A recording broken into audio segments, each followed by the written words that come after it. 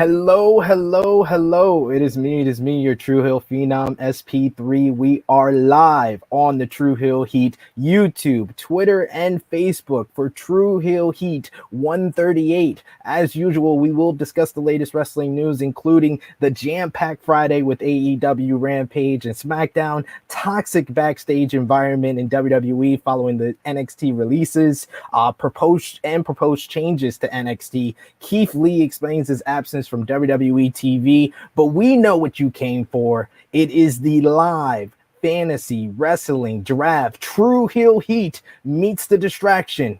We are here for Tru Heel Heat. Hit the intro, producer, please.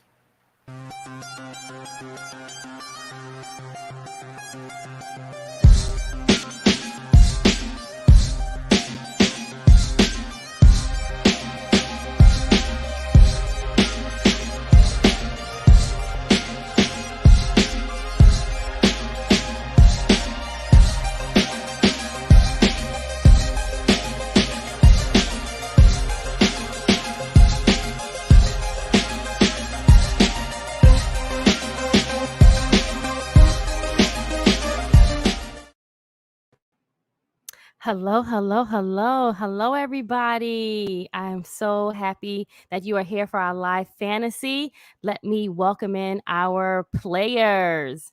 I will have music. Anywho, first we have SP3 and JJ for representing the Tru Heel Heat gang. Woo-hoo. Yes, I am here on my own, of course, because I promoted this as me and Top Guy JJ wouldn't coexist. I don't even have a tag team partner to start off this joint. This is how it works, ladies and gentlemen. When you have a tag team that doesn't coexist, he doesn't even show up. I'm like Sting and Halloween Havoc 1995, and I don't know what Ric Flair is. Ric Flair was probably jumped by the distraction, aka the Four Horsemen. But Krssi, introduce our opponents. So our opponents for today, representing, what was that group again? It's on the screen. Oh, you know what? See, this is why I told you to give it to me and write it down. I got you. It is. They are one of the best duos in wrestling media today. They work for Fightful Wrestling. First up, we have weighing in at a slim and slender 110 pounds. It's all in the cheeks. It's all in the cheeks. He is the non-Samoan one, the UK's own chubby chief, the one, the only. This man is insightful, he is educated, and he is hilarious. Joseph Hulbert. Man, when you went to white, I was like, hang on a second. I didn't sign up for that, but that was the best intro I've ever got. That was great stuff. Thanks, man. I appreciate it. Of course. And his tag team partner, he is an expert in professional wrestling, one of the hardest working wrestling journalists in the game today. He is the godfather of Challenge Podcast Talk. Yes, I'm talking to you, Anissa and Tori. He is the point guy. Jeremy Lambert. I take offense to journalist, and there was something else you said that I already forgot. That wrestling expert. Yeah, wrestling expert. Yeah, that part. I very much take offense to both of those things. I can't give you praise. Come on. My cheeks hurt already. I don't do any journalistic work, and I can't stand wrestling. I have no idea why I'm doing a wrestling podcast. He's such a liar because that's not even true. He's modest. See, we got love for you already. Drew saying if the distraction doesn't win, we riot. That's the man right there, Drew. And see, before the bell rings, my tag team partner has showed up. He is the resident Tru Heel alcoholic himself. See, These guys are complaining about getting 8-hour sleeps combined. This man just came out of surgery. He is rebuilt, reclaimed, and he is here for me, Top Guy JJ. What's up? I had some complications getting ready this morning. Shit, I mean, he spilled it. I mean, yeah, obviously I had knee surgery a couple weeks ago, and it's different moving around right now. So, yeah, I just feel blessed to actually be here. What's up, guys? Hey, Boo. Hey. This is going to be an event. And if anybody listen, there's only one person I call. There's only one person on the entire podcast I'll call Boo. So, oh, I know that, but I'm already aware this is gonna be an adventure. Let me tell you, we're 5 minutes into this thing, and I don't know where we're going. It's gonna be something. Here we go. I mean, if you know anything about me, this is gonna completely go off the rails. Good. This is what we're here We barely for. start on the rails, so it's fine if we're going off the rails.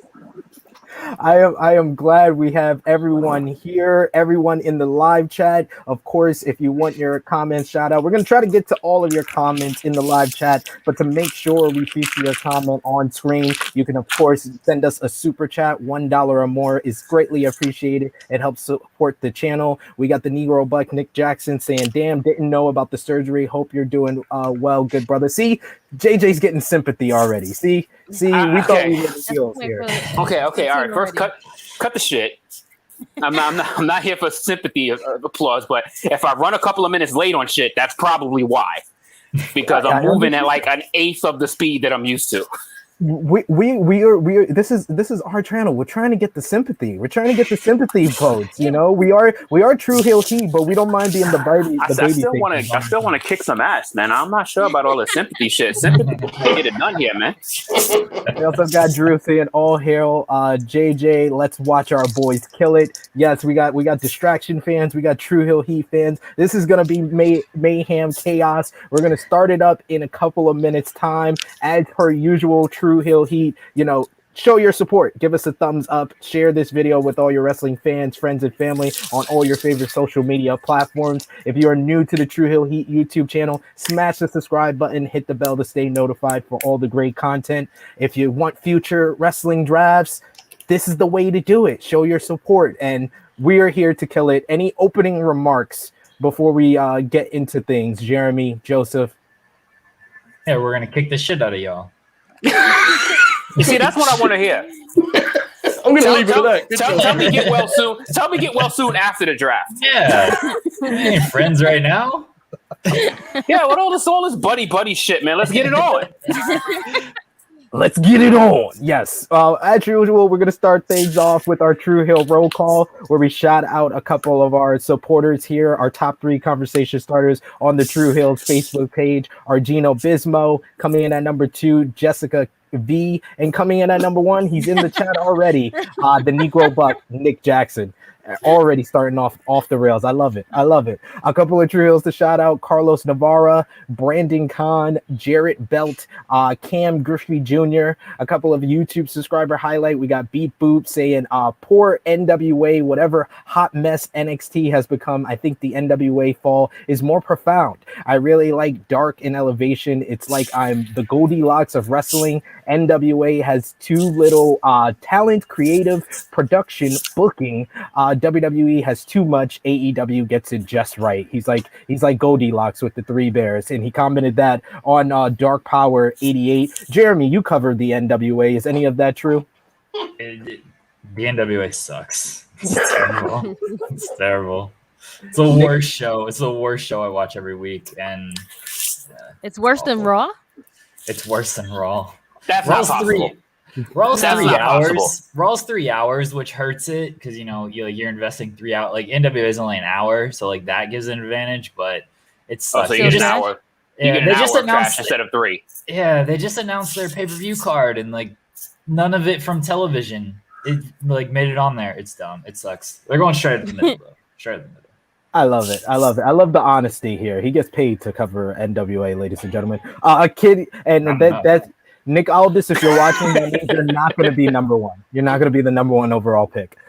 Kid Get Money says, "I'ma watch wherever Bray ends up," and he was definitely one of my favorite characters. He commented that on the Romeo Report number 10. I put this in different order, but I think it's wise. We start off with the first round here. First round, Krssi, do you have the rules in front of you to read off to our judges in the live chat? You are our on-screen judge.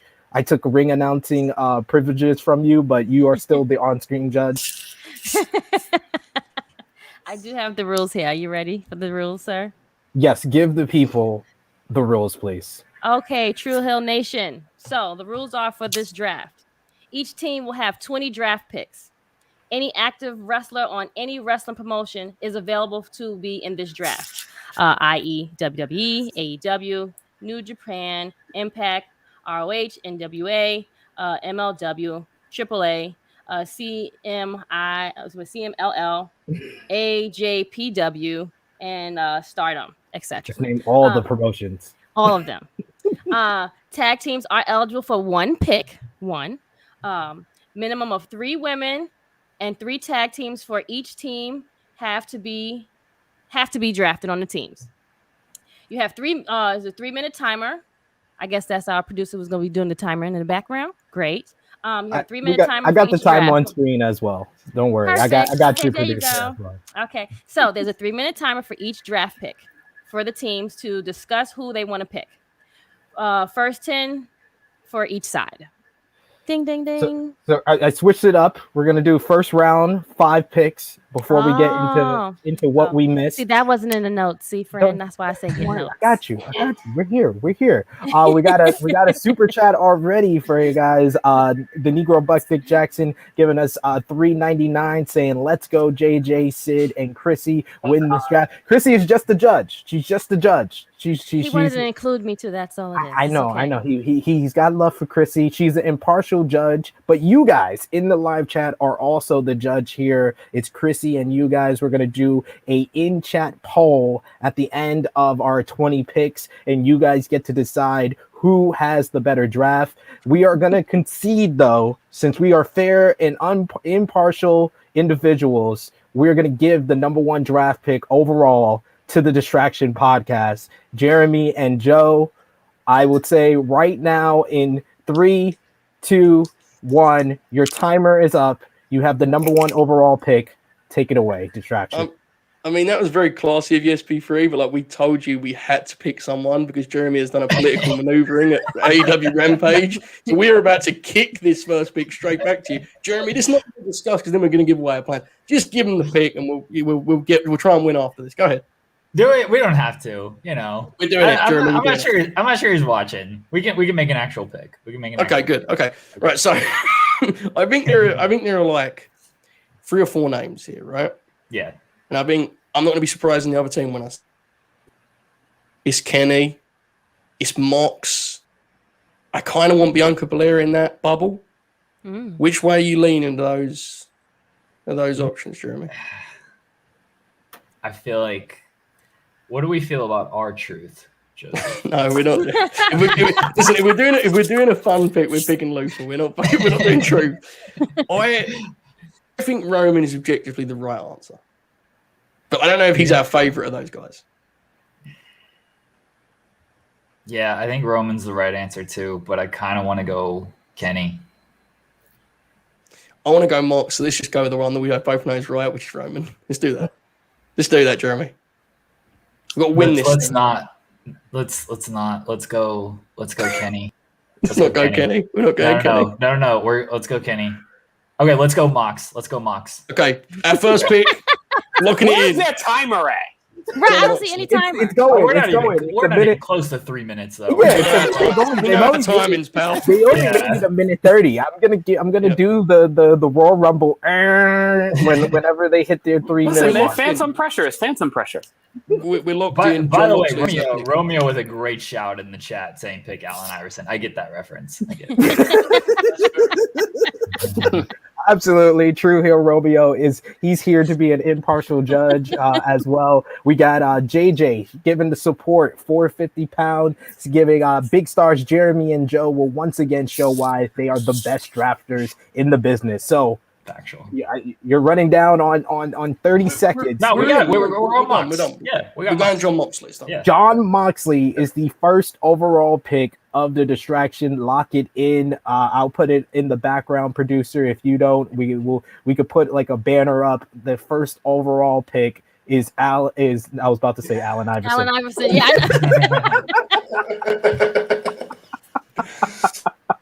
Oh man, I love it.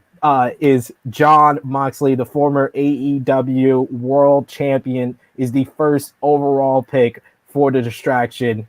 I like that. I like that pick. What was the thought process behind that? Why did you? It's Why did you? very It simple. wasn't. Very, very simple. Okay, it might look like we were disagreeing a lot, but at the end of the day, Jeremy and I have a very simple outlook on professional wrestling. And when you play Wild Thing and Mox walks through and slings shit into the crowd and goes like a lunatic, it's game over at that point. He's the guy Jeremy and I actually like the most. Roman, I'm gonna be real with you guys. Roman's probably the right pick. Who gives a shit about the right pick? We're popping ourselves here. John Moxley rules. That's our guy. I love it. Choice. I love it. Yes, that is a solid choice. A good start. So I think Okay, it's time. It's It's your time turn. for us. Your first draft pick, please. All right, so I'm thinking the same thing. I did not expect that, Top Guy JJ. I thought it was an easy decision. I thought it was the 2003 NBA draft. You either go LeBron James or Carmelo Anthony. LeBron being Kenny Omega, and Carmelo being Roman Reigns. Roman Reigns is the scorer. He could get us a bucket. He's won in the past. He's got the credentials, but once in a generation talent. LeBron James, Kenny Omega. What do you think, JJ? I mean, those are the obvious 1 and 2s, right? But here's the twist: they didn't go either 1 or 2. They went back and middle pack. So I think that needs to be somewhere where we need to look at, because they're going to get one of those guys regardless, and we're going to get the other one. So I'm thinking about a wild card here, right? I'm thinking about somebody that they probably wouldn't even think of until later on. I'm thinking about Dr. Goat Baker, DMD. Ooh. I like that. That's a good choice. We do have to get our 3 women on the board as well, and that's a first round type of pick for the women. But we didn't make that official. We didn't lock it in. We didn't lock it in, producer. I'm just saying. Too fast. We're thinking it over. Trigger fingers, yo. We talking. We got 3 minutes too, yo. Goddamn! I told the producer in the background you can put the banners. I didn't say until before we lock it in. Yeah, since you said we could. I think that it's better though that we make the choice, since they gave us the opportunity to choose between the unquestionable 1 and 2. I think we should make the choice and make them take whoever we don't want. But I don't mind either one. I don't mind either one, but I feel better with us making the choice instead of them giving us the choice. True. If we're going that route, I mean, come on, my loyalty is with the tribal chief. I mean, I'm not picking the tribal chief over anybody if we go in that route. I'm sorry, Kenny. I know you haven't been pinned in like a decade, but except last night. But I'm just saying, y'all know where my loyalties lie. Y'all been watching Tru Heel Heat long enough. This is tough. Tough. I think then if you're going in that route, I'm leaning towards Kenny, and we only got a couple of seconds left here. Right. I think your first thought was right, and producer, hopefully you didn't delete the banner. I think that if we have a difference of opinion, then it's better that they make the decision and give us the whatever we have. Exactly. So we will go number 1 overall for Tru Heel Heat, Dr. Goat Baker, DMD. Good luck. It's not the best woman off the board. Oh, I don't know about that. You got maybe number 6. We'll be okay. The Mr. WWE Mark over here. Listen, man. There's very few things I'll go WWE on when it comes to the women. Yeah, I'm just saying. We'll see. It'll be fun. It's tough here. We got True Draw Josh in the live chat giving us $5 donation. Good luck, fellas. Thank you, sir. Good. Thank you. We know where your loyalty lies. But yes, Dr. Goat Baker, DMD, our first overall pick. Distraction had none other than John Moxley as their first overall pick. Who is your number 2 pick, fellas? Jeremy, this is it. Like, Roman and Mox is the best program you can do in wrestling, right? Two first rounds from AEW people. Tribal Chief, Roman Reigns, locked, done. Get out of here. This is fun, Jeremy. It's nice winning early.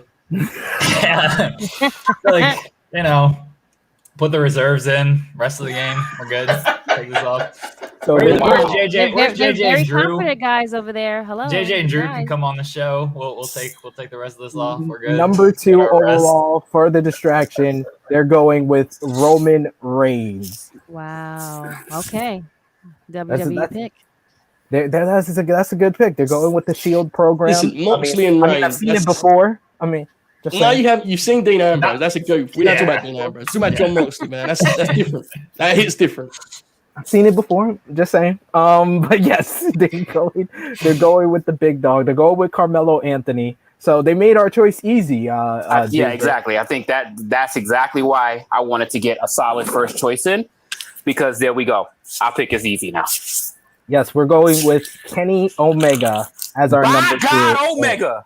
By God, Omega, the belt collector, the cleaner. We're going with Kenny Omega, our number 2 overall pick for Tru Heel Heat. So we have Tru Heel Heat with Kenny Omega and Britt Baker, the AEW World Champion, AEW Women's World Champion, and the distraction getting 2/3 of the Shield. You know, WWE did that before, but I'm not talking trash here. I'm not here to talk trash. But yes, distraction, you're up again. You're number 3 overall. Okay. I mean, I think now that they've left us the top 5 women on the board, Jeremy, it's time for us to pick one. Yes. I think it's down to 2. You I think said it's down top to 5. 2. I would like the legit boss, Sasha Banks. Yeah, I'm with you. But I think she's the best women's wrestler in the world, Bella. She's a star. I think, yeah. Her promos absolute getting there star. better every time. In terms of her fan base, her metrics are insane. I don't see any. Yeah, well, our the Sasha stands are just gonna destroy y'all and put y'all out of business anyway, so we'll be good. Good point. That's actually the main reason to pick her. Yeah, I mean, let's see that same energy when she loses next Saturday.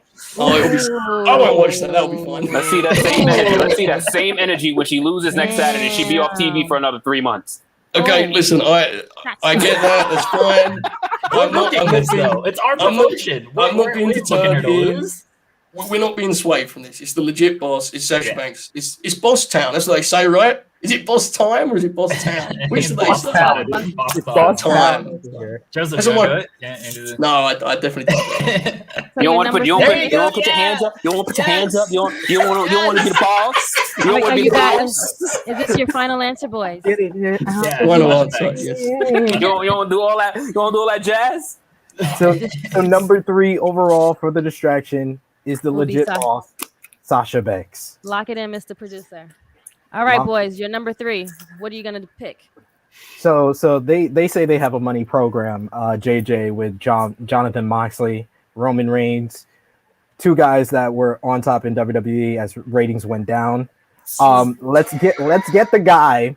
I mean, Let's did you see get the the- SmackDown numbers last night with Hey. Roman and Sasha? Wait. That's why I think we should get John Cena. Take the part. Cena Omega on top. Hey, we're living in fantasy. He's He's full time for washed. us. He's full time for us. He's full part-time. time for us. He's He's part-time. full time. He's gonna.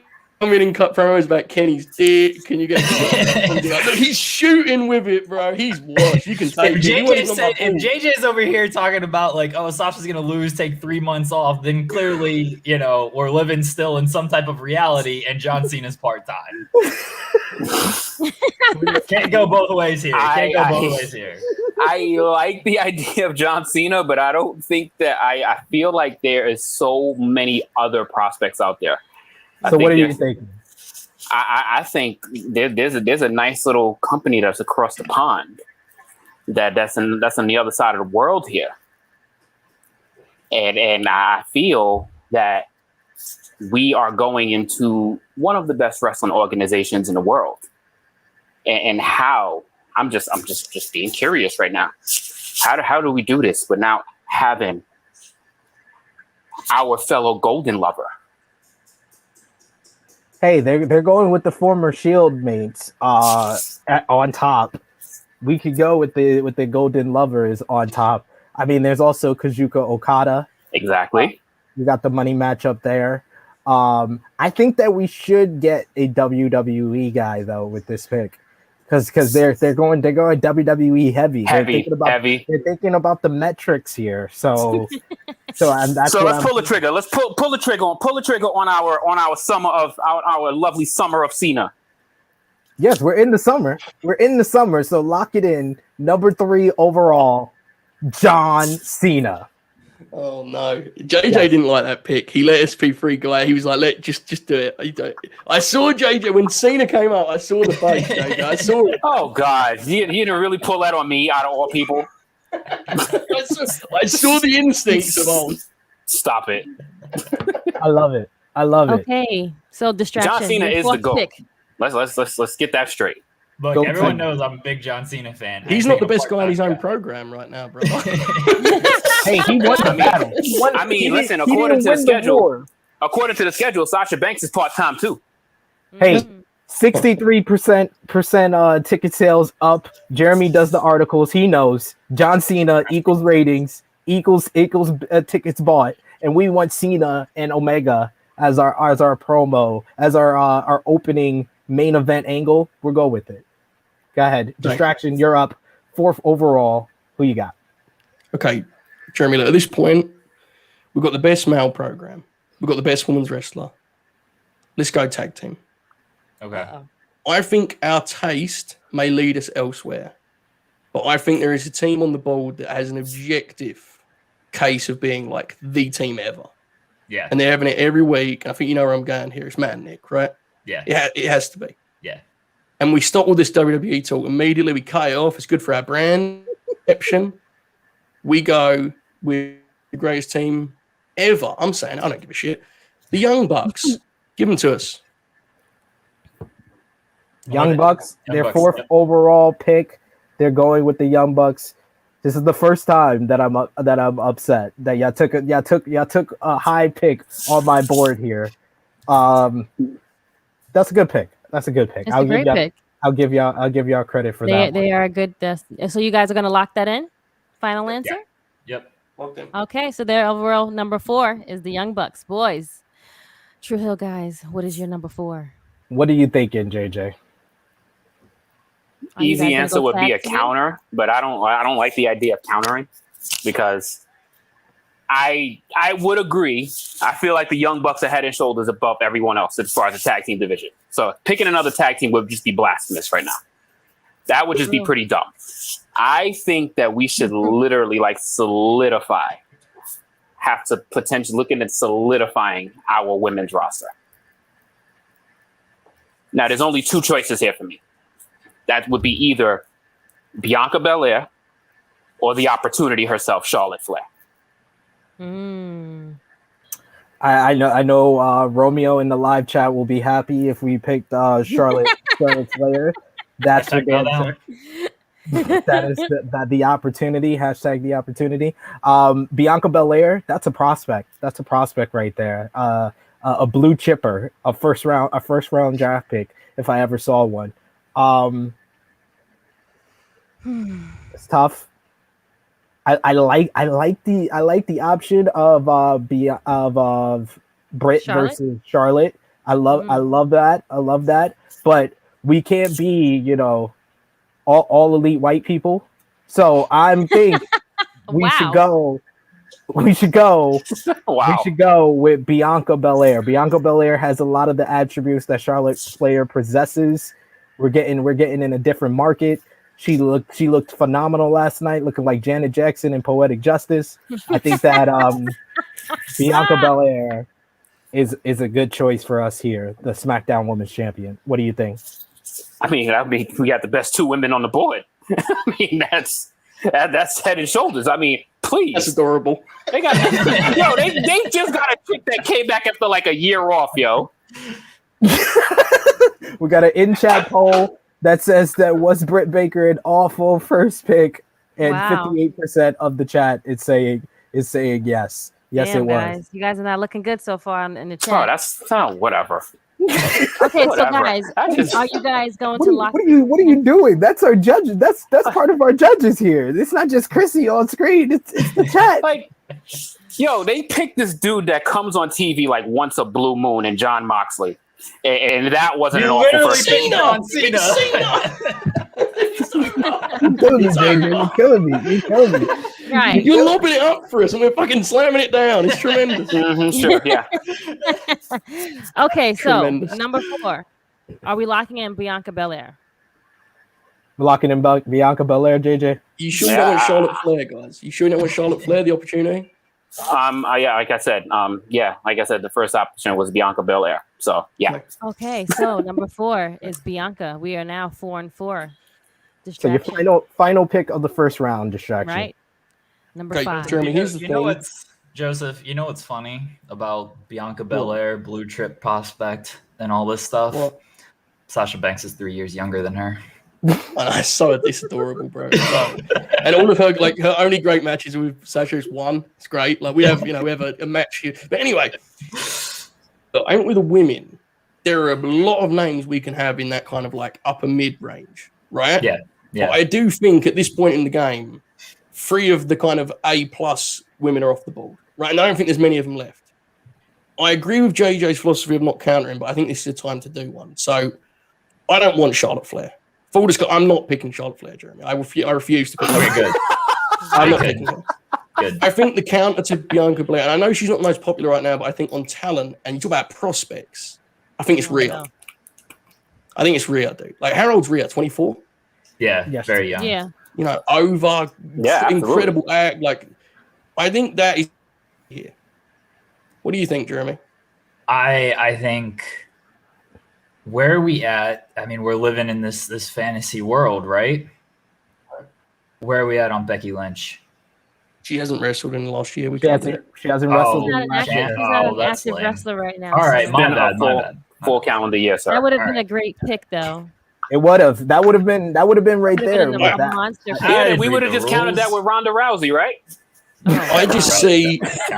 I just see. John it as- Cena hasn't taken. I guess he has dark matches. Shit. He does. That's an interesting point, by the way. You know, like a guy, and this is actually me being sincere here. A guy like Samoa Joe, who he is going to wrestle. What's the Yeah. situation for him? Is we just being technical about it? He hasn't wrestled in years. Is that what we're doing? What are we thinking with someone like that? Genuine question. I'm not trying to be a dickhead. Is Joe off the board? I guess he is, right? He hasn't wrestled. I mean, he's Yeah, gonna either wrestle way. in a week. That's what I'm saying, right? Like I don't know what the line, but who cares? We're not picking Joe He anyway. just signed a contract to be on the active roster. To be fair, Right, you're right. So anyway, forget Joe. Jeremy, I NXT, those were the 2 names that I looked at. Belair, Ripley. I prefer Bianca Belair at this point. But I think Rhea's a good second. And they've taken I think Banks and Ripley's a fresh match too, right? Yeah. You cool with that? Oh, Jeremy's not sold. He's still thinking.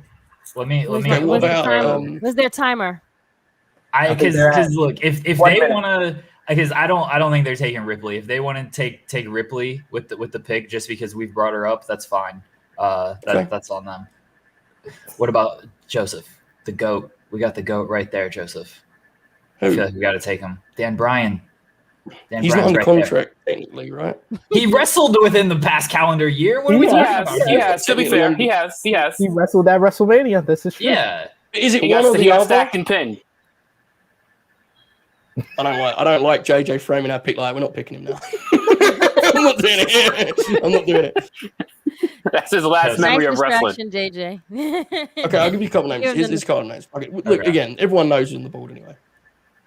2 like guys Mario that I think Kart. they've got next. Hangman and Big E. Oh. Who'd you rather? Ooh. Pretty good. Pretty I think good Big E's got a higher ceiling. Those are I think both Big E. I think Big E has the higher ceiling too. I love Hangman, but I just think Big E's a even though crossover his star. briefcase Waiting. was stolen. Yeah. Yeah, the briefcase is like in our promotion. There's no briefcase. Yeah.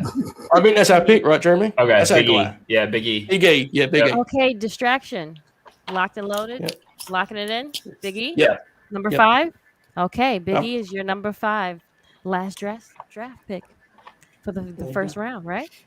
Okay. Yes. Okay, So- Tru Heel. You guys, number 5. So we don't want to counter, but I think we got to think logistically here. You know, Mhm. we got our 3 tag spots still left, but there's no rules about teaming up 2 individual picks, and you've already mentioned him, and I think that's the only tag team that can pound for pound go against the Young Bucks. if we were doing a roster versus roster type of thing. But we can make them single stars. We can make them a tag team. The Golden Lovers, Kota Ibushi, number 5. That's my boo. I mean, I was on board with that 2 picks ago. So, I feel like this would be a steal at number 5. I mean, I ain't gonna lie. I like the pick of Big E. I can't even front. I like the pick of Big E. So it's got to be a solid wrestling Distraction. counter That's right twice here. you've done this to the boys. Okay, first of all, Big E was like not in my top 5. So with all due respect, he wasn't in my top 5. Well, that's a so I like the pick. plan. All right, Krssi Boo, don't play it. he was high on the board, but not number 5. So, okay. Top 10 maybe. Like rattled the chips a little bit, but go of ahead. course, I mean, you could know how to also get go under my skin. We could also go the Hangman Page route. Hangman Page, he's 29 years old. He's younger than Kota Ibushi. If we're thinking of prospects, if we're thinking about one of the best stories in all of wrestling that is literally being dragged out forever until he finally gets his moment in the sun, this pick would probably pay off 6 months later.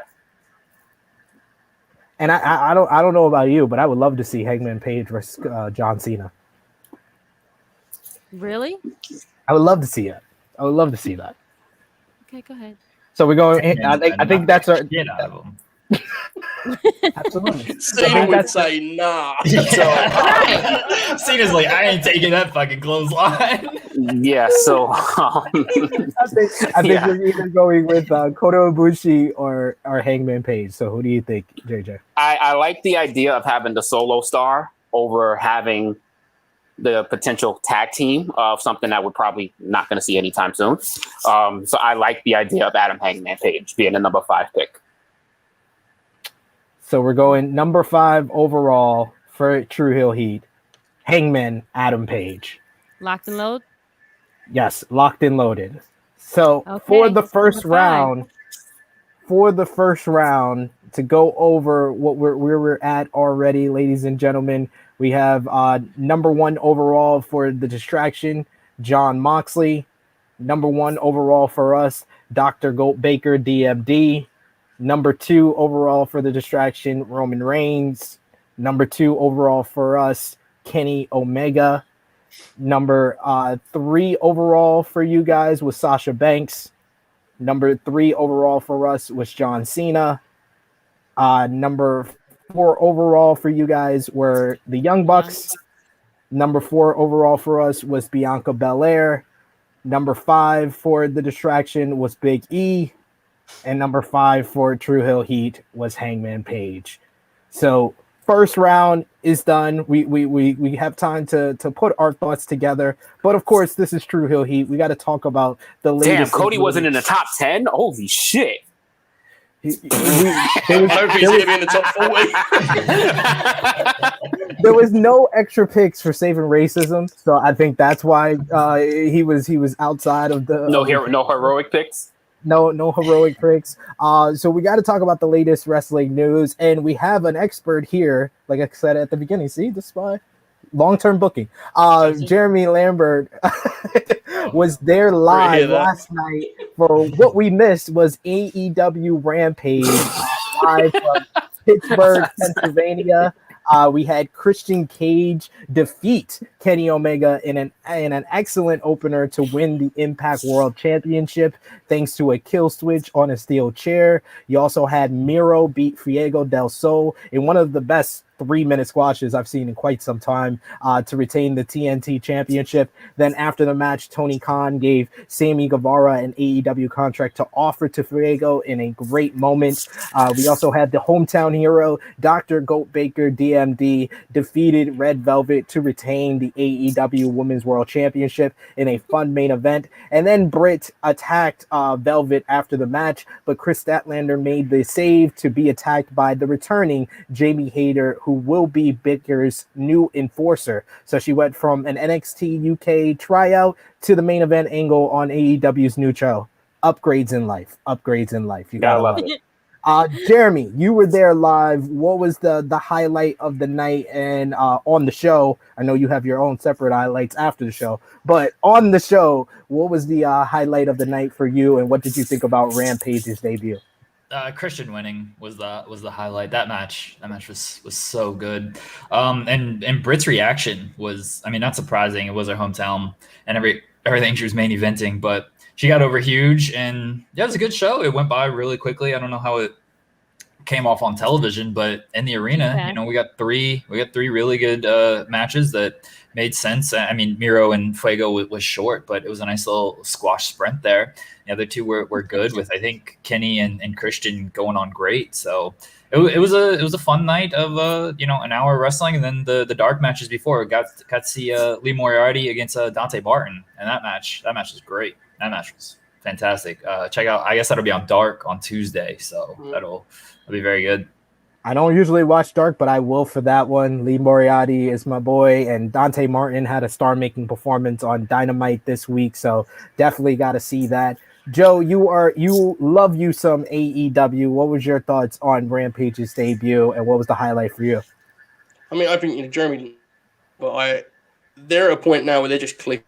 Like, when you look at the card, you kind of, whatever you think the maximum be, that's generally where they're leaning right now, and they're just on fire. And as Jeremy said, that Christian Kenny match was just classic TV wrestling to me. It's dramatic. And I said this last night, but I love True Omega, man, because that was a Christian match basically. And a couple of weeks ago, I see him have a Sami Callihan match, and he's frankly, I mean, people can be critical and all that good stuff, but he is at a level right now that is historic in his versatility, belt to belt, and he's having an incredible run. And but I will say, I think it was validated, I'd imagine, for Christian to be out there and get that reaction, because the people were so hot for that match. Which again, Jeremy can speak to better than I, but there was an energy you just don't see a lot nowadays. It was special, very very special night. Yeah, there was just so many great moments. Fuego is someone that not a lot of people that watch Dynamite will know of, but he has a great story. We've had him here on Tru Heel Heat, so that was a great moment for me. Krssi Love, what did you like about the Rampage debut? As Jeremy said, it felt short. I felt kind of robbed that it was only an hour, but it was still good. The three matches that was on. The Christian Omega was spot on, such a great opener, and then the closing was great. I think overall I felt like it was like the third hour of Dynamite, but still good on a Friday night. If that makes sense. Yes, I agree. The 1 hour just flew by, and it felt like an extension of Dynamite, but still very much the quality that we look for from our AEW here. Also on the night was SmackDown. You had John Cena and Roman Reigns had a 26-minute promo segment to hype the SummerSlam main event, with Roman dissing Cena. Was it that long? Yes, it was. About missionary position not being good enough for Nikki Bella, and Cena mentioning Roman running off Dean Ambrose out of WWE. He'll probably do the same for the Distraction roster, and making a reference to CM Punk. We also had Shinsuke Nakamura defeat Apollo Crews to win the Intercontinental Championship. Seth Rollins cut a great promo to hype his SummerSlam match versus Edge, with a brilliant propaganda vignette saying that everything Edge has done, Seth has done better. Sasha Banks and Bianca Belair had a contract signing with Carmella and Zelina Vega, helping Sasha attack the SmackDown Women's Champion. JJ, what was your thoughts on the opening promo with Cena and Roman? I'm just glad that Roman stepped his promo game up to the point that he can actually level off with him. But I mean, Cena found a new way to roast it, man. He found another way. He found a new way to, just the way Roman's made these missionary comments. Cena happened to make it about remembering all it takes is 1, 2, 3. And then the way he spun everything, it was really brilliant. The way I knew the Dean Ambrose mention was going to get a pop. I knew to kiss the title kid, hop into the barricade and blow a kiss goodbye. That was going to be another pop moment. So he just knows how to get you to remember shit that he says. And it was a memorable promo. I just wish that we had a little bit more of it leading into SummerSlam. It felt like we're kind of getting cheated out of this promo battle. Like, we got this one out of the whole time that they've been in this rivalry. That was the first one. But yeah, I enjoyed it. I definitely enjoyed it. I definitely enjoyed it indeed. Krssi, what was your thoughts on the Sasha Banks and Bianca Belair final segment with the contract signing? I didn't think that she needed Carmella and Zelina there, and they traded outfits. Maybe one didn't fit the other. But it was cute. I thought the ladies did very well. Even though I felt like Bianca kind of like moved too quickly to like throw the stuff at the girls, but overall it looked good. Sasha looked amazing. I mean, wow. If her husband keep trashing out those outfits, this is. I can imagine what she's gonna wear for SummerSlam. But I think the girls did great. They looked amazing yesterday, and Bianca made her outfit, of course. So so it's like the seamstress against seamstress person, who has the best outfit. But I think the girls did great for closing. Because I was wondering how long it's gonna take to do a damn contract signing, but I guess they saved it for last. But overall, it was very well put together. Yes, Sasha looked like an absolute superstar. Bianca Belair, like I said, SummerSlam, like she was a SummerSlam outfit already. Like I said before, Bianca Belair looking like Janet Jackson in Poetic Justice. I was all here for that.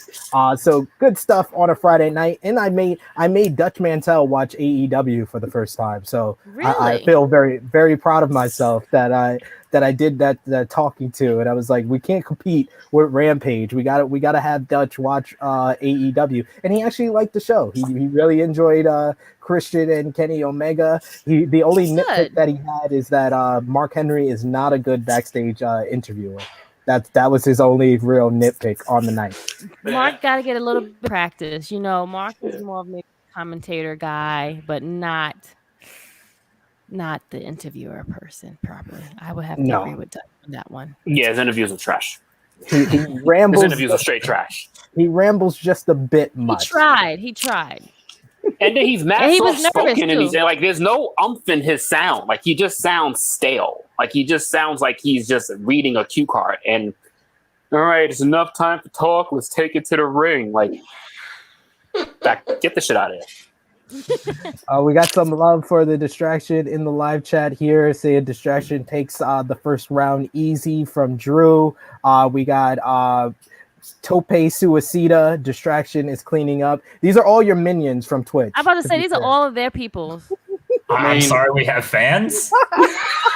No, it's okay. It's okay. It's okay for having fans, but I'm just keeping it real. I recognize these names. I've been on here before. You gotta look at them rosters, brother. You recognize them names, you're gonna know why they're voting this way. Well, everyone else is saying that they both teams suck. How about that? We got 39% for both teams suck, 48% for the distraction, and 13% for Tru Heel Heat. So we got to step it up. I did see that. So I did see some comments that Nick Gage needed to be drafted. I saw, like, I mean, if that's what we got voting, I'm sorry. Honestly, fair. I agree. Like, what the fuck? Like, to be fair. So distraction. We're going to the second round. The next 5 picks. You guys are up with your 6th overall pick of this live fantasy draft. There's so many ways we can go here, Jeremy. Yeah. Like, right now we got 3 pillars, right? Well, you guys went first the first time, shouldn't you guys go first? That's fair. You can do that. Yeah, we're going. We want to go snake style. You're the judge, so this is the judge ruling. So we're going. Yeah, if you want to switch it up on the rounds. Let's do like the verses. Yeah, switch it up. You guys go next. Yeah, you can switch it up on the rounds. That's fine. That's fair. That's fair, Krssi Love. I like that judgment call. All right, so we're on the clock. Top guy JJ, what are you thinking here? I'm thinking come out the gate swinging. I'm thinking about Malachi Black right now. Like that's my thought process is hitting, just coming out swinging. Like literally, like this is the only guy I have in my mind right now. If you got somebody else, I'm loving to hear it. But Malachi Black is standing out to me right now. I don't mind that. I don't mind that at all. He's a hot prospect. Not under WWE lights in any other light. So I'm gonna concede to you, and I'm gonna say we go with Malachi Black as our 6th overall pick. Tru Heel Heat, is that your final answer? Yes, it is. Locked in, Malachi Black for number 6. Good choice. I'm not going to comment on that. For political reasons, I will not comment on that. Joe, Jeremy, distraction. All right. let's go back to what we're talking So, about. listen, we got Mox, Roman, Big E. Yeah. Let's get a full top guy, and then I think we can start looking elsewhere and doing some fun stuff, right? Okay. For that role, I have 2 names circled. And again, I'll say them, I don't give a shit. Miro, Kevin Owens. Okay. I personally, and I would never have thought I'd say this 6 months ago, but I'm going to say it. I would like to take Miro. Yeah. Yes. I think Miro right now is Fucking rules. on a heater unlike anything we've seen in years. Fucking rules. I'm fine. So is that our guy? Yeah. We'll go Miro. Okay. Miro is our pick. Locked in. Final answer. Locked in. There you go. Miro. Okay, number 6 overall. Miro. So Not a bad choice, guys. Similar picks there, right? Yeah, similar picks. Similar levels for sure. So I'm thinking we either go tag team or we finish out with a third confirmed minimum of women's pick, JJ. But if we're going tag team, I would say FTR is up there for me. Santana and Ortiz, the Lucha Bros. Ooh. I think the Lucha Bros is the best out of those options. You got me on the Lucha Bros because they're a tag team and then they can separate to be singles. Me on the Lucha Bros. I'm sold on the Lucha Bros. I don't give a fuck what they say. You got me on the Lucha Bros. So our 7th overall pick. If you don't like the Lucha Bros, stop watching wrestling. Their 7th overall pick is the Lucha Bros. Locked in, boys. Locked in. Lucha Bros. Number 6 is this Lucha Bros. Distraction number 7. Jeremy, they didn't even name SP3 named loads of teams. Didn't even name these guys. I know that there's some demons. We got Roman. Oh God! Really? Hang on a second. Here's what we're not going to do. We're not going to dismiss the idea of the Usos versus the Young Bucks. We're not going to do that here. On any program I'm part of, we're not going to do that. Listen, they got their deal, right? But they just picked the guy that's pals with dipshit over there in Mexico. So I haven't got a problem with that. The Usos aren't perfect, but they are fucking excellent. I knew some. They rule. They're so great. And we have Roman as an act. He's going to take the whole family. Let's go, man. Jimmy and Jay, the Usos. That's our pick. Locked in. Wow. So they're going 7th overall for the distraction is the Usos. You guys got the killer tag teams over there. What's happening? Okay, Tru Heel. I don't know. Hey, they got two great tag teams, 2 all-timers in the Lucha in the Usos and the Young Bucks. Yeah. But I'm thinking that we complete our women here, and I'm going with my personal favorite 2-time appearance on Tru Heel Heat, Thunder Rosa. We go with Thunder Rosa, and we got the money program that's been making money for AEW, their first ever women's main event. She could be she could be the workhorse because you got Bianca who can move the numbers. She's a prospect. You got Britt Baker, the number 1 overall, the top heel of the women's division, but you need that baby face, Thunder Rosa. That's a good pick. That's a very good pick. A strategic pick. That would not only hit our requirement. That doesn't mean we can't pick more women. No, it doesn't. Doesn't mean that we can't pick more women. But we can pick the idea of solidifying this right now. I love me some Thunder Rosa, man. I'm relatively sold. I got other players in my mind, but the fact that Thunder, of course he doesn't. The fact that Charlotte Flair is not going to make the top 15. He's very upset with you guys now. I think he wants to take his money back. I can tell you right now, Romeo is punching air right now, really hard. He's definitely wants a refund. He's punching air right now. But it was either Thunder Rosa or the Virtuosa, Deonna Purrazzo. It was either one of those two that I'm thinking about because Deonna is making a motherfucking name for herself right now in Impact, and I'm loving either one. I think we should go with Thunder Rosa. I'm staying firm, Pat, on that one. Staying firm. So we're locked in. So we'll lock it in. We'll lock it in. I like it. Number 8 Thunder overall Rosa. for Tru Heel Heat, Thunder Rosa. Okay, distraction. Number 8. Who you got? Do we go Rhea here? You want to take Rhea here? That's fine. I just think, like, again, I think we can fill out the rest of our women's division. I want to get, if we can get like 5 at the end, I'd be happy with that.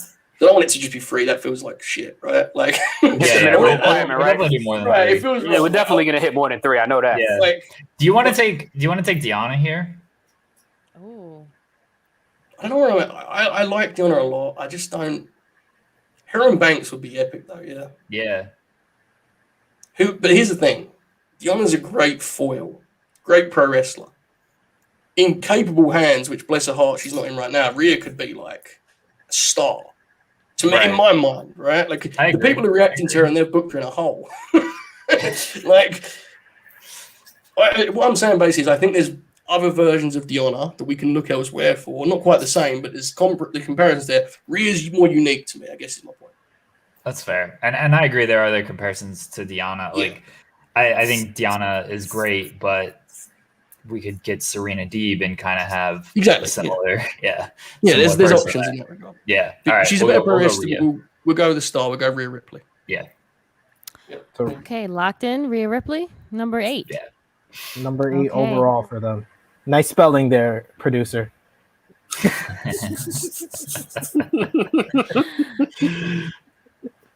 Okay, boys, you're number 9. All right, so I kind of had a hand in both of the last picks, so I'm gonna listen to you for number 9 overall. JJ, what you thinking?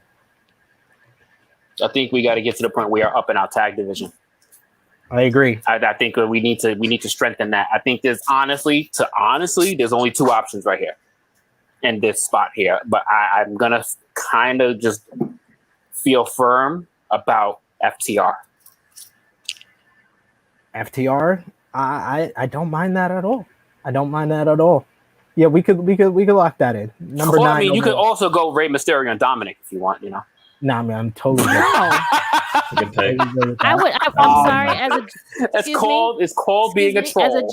As a judge, I would veto that and say, hell no. It's called being a troll. Yes, No, yo, listen, they're not even on my radar. No, hell no. I love the input of the judge, the lovely, beautiful judge there. But trust me, they're not even in my top 40. Romeo's in. So yeah, I'm stuck on FTR. I mean, I'm willing to hear other options, but I'm with FTR. That's we're locked in. Number 9 overall FTR. for Tru Heel Heat. FTR. I like it. Distraction, your number 9 pick, sir.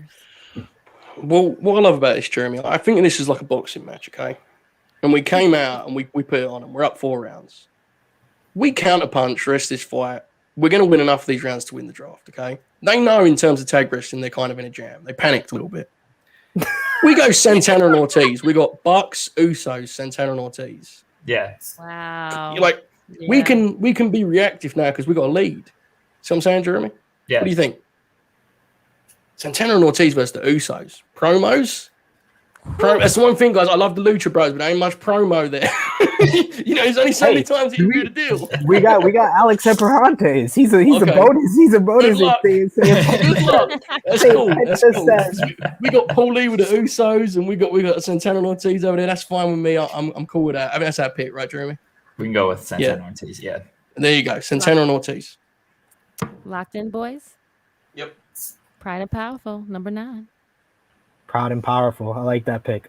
Number Great 10 pick. overall. What you thinking, JJ here? It's a tough one, boys. Because they're thinking they have us locked in with the not tag at team. all. I'm just thinking of the avenue right now of what lane. Like there's still plenty of awesome women prospects out there. Yeah, I think we should put them in the hole as far as women, because I feel like Rhea Ripley is a dud pick. Yeah, that was Yeah. trash. That was straight trash. Although- I don't know what although- that was about. That was straight confidence trash. Although she's a prospect, you know, I don't know how well Joe and Jeremy, they're pretty good at this drafting. They have more experience. Oh yeah, absolutely. But I don't know how their writing is, and Rhea Ripley needs some good writers. So Have you seen Booty Pro Wrestling? Like, That's that shit. you're gonna have Yeah, so we personally, this is the only thing, guys. Show? What I would say, we like women's wrestlers to have good matches. That's the only thing with Jeremy and I. We're kind of outliers in that sense. We want them to have good matches. So it would be cool when Britt and Bianca have their 2 3/4 star match over there. But we're gonna be trying to rock it over here in main event matches. So like, Rhea's not a great promo. Hey, but we trust her in that regard. We're just trying to make the money, man. We're trying to make the money here. Okay. So I kind of got a little secretive name that I kind of want you to like take a look at. You know, I saw it. oh Sorry. wow. Oh, Bray Wyatt. Oh, please. Oh, come on. Yeah, come on. I'm better than that. Yeah, get out of here with this nonsense. This man probably won't be wrestling until 2023. I saw it. You want to go with the blue chipper? You want to go with the blue chipper? I'm thinking we either go with that blue chipper, or we go with trying to like just really put them behind Put the them bus. in the mud. Put them in the mud there. They're trying to put us in the mud with the tag teams. We got to put them in the mud with the women. So let's do that. Since they're and already then complaining about 2 3/4 stars. We got Thunder Rosa. Britt. Thunder Rosa can have a great match with Bianca. Thunder is kind of the anchor, but we can really put it a solidify on this. Io Shirai. Oh, damn. Too bad Io Shirai's booking is trash lately. There isn't none. We got much better booking than to put her at a sushi shop with someone who doesn't like sushi. I'm just saying. I like the idea of Io Shirai. I'm trying to. Oh, you wasn't thinking about Nikki ASH? She's actually good if you did book her right. Oh God, Exactly.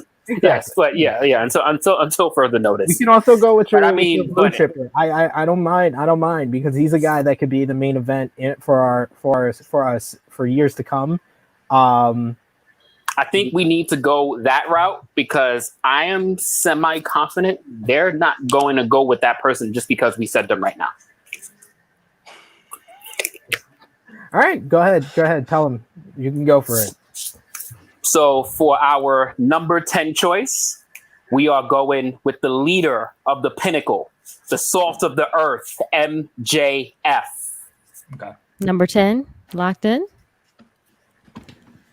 He's good for one match every 6 months, right? On Stairs with Yeah. Oh.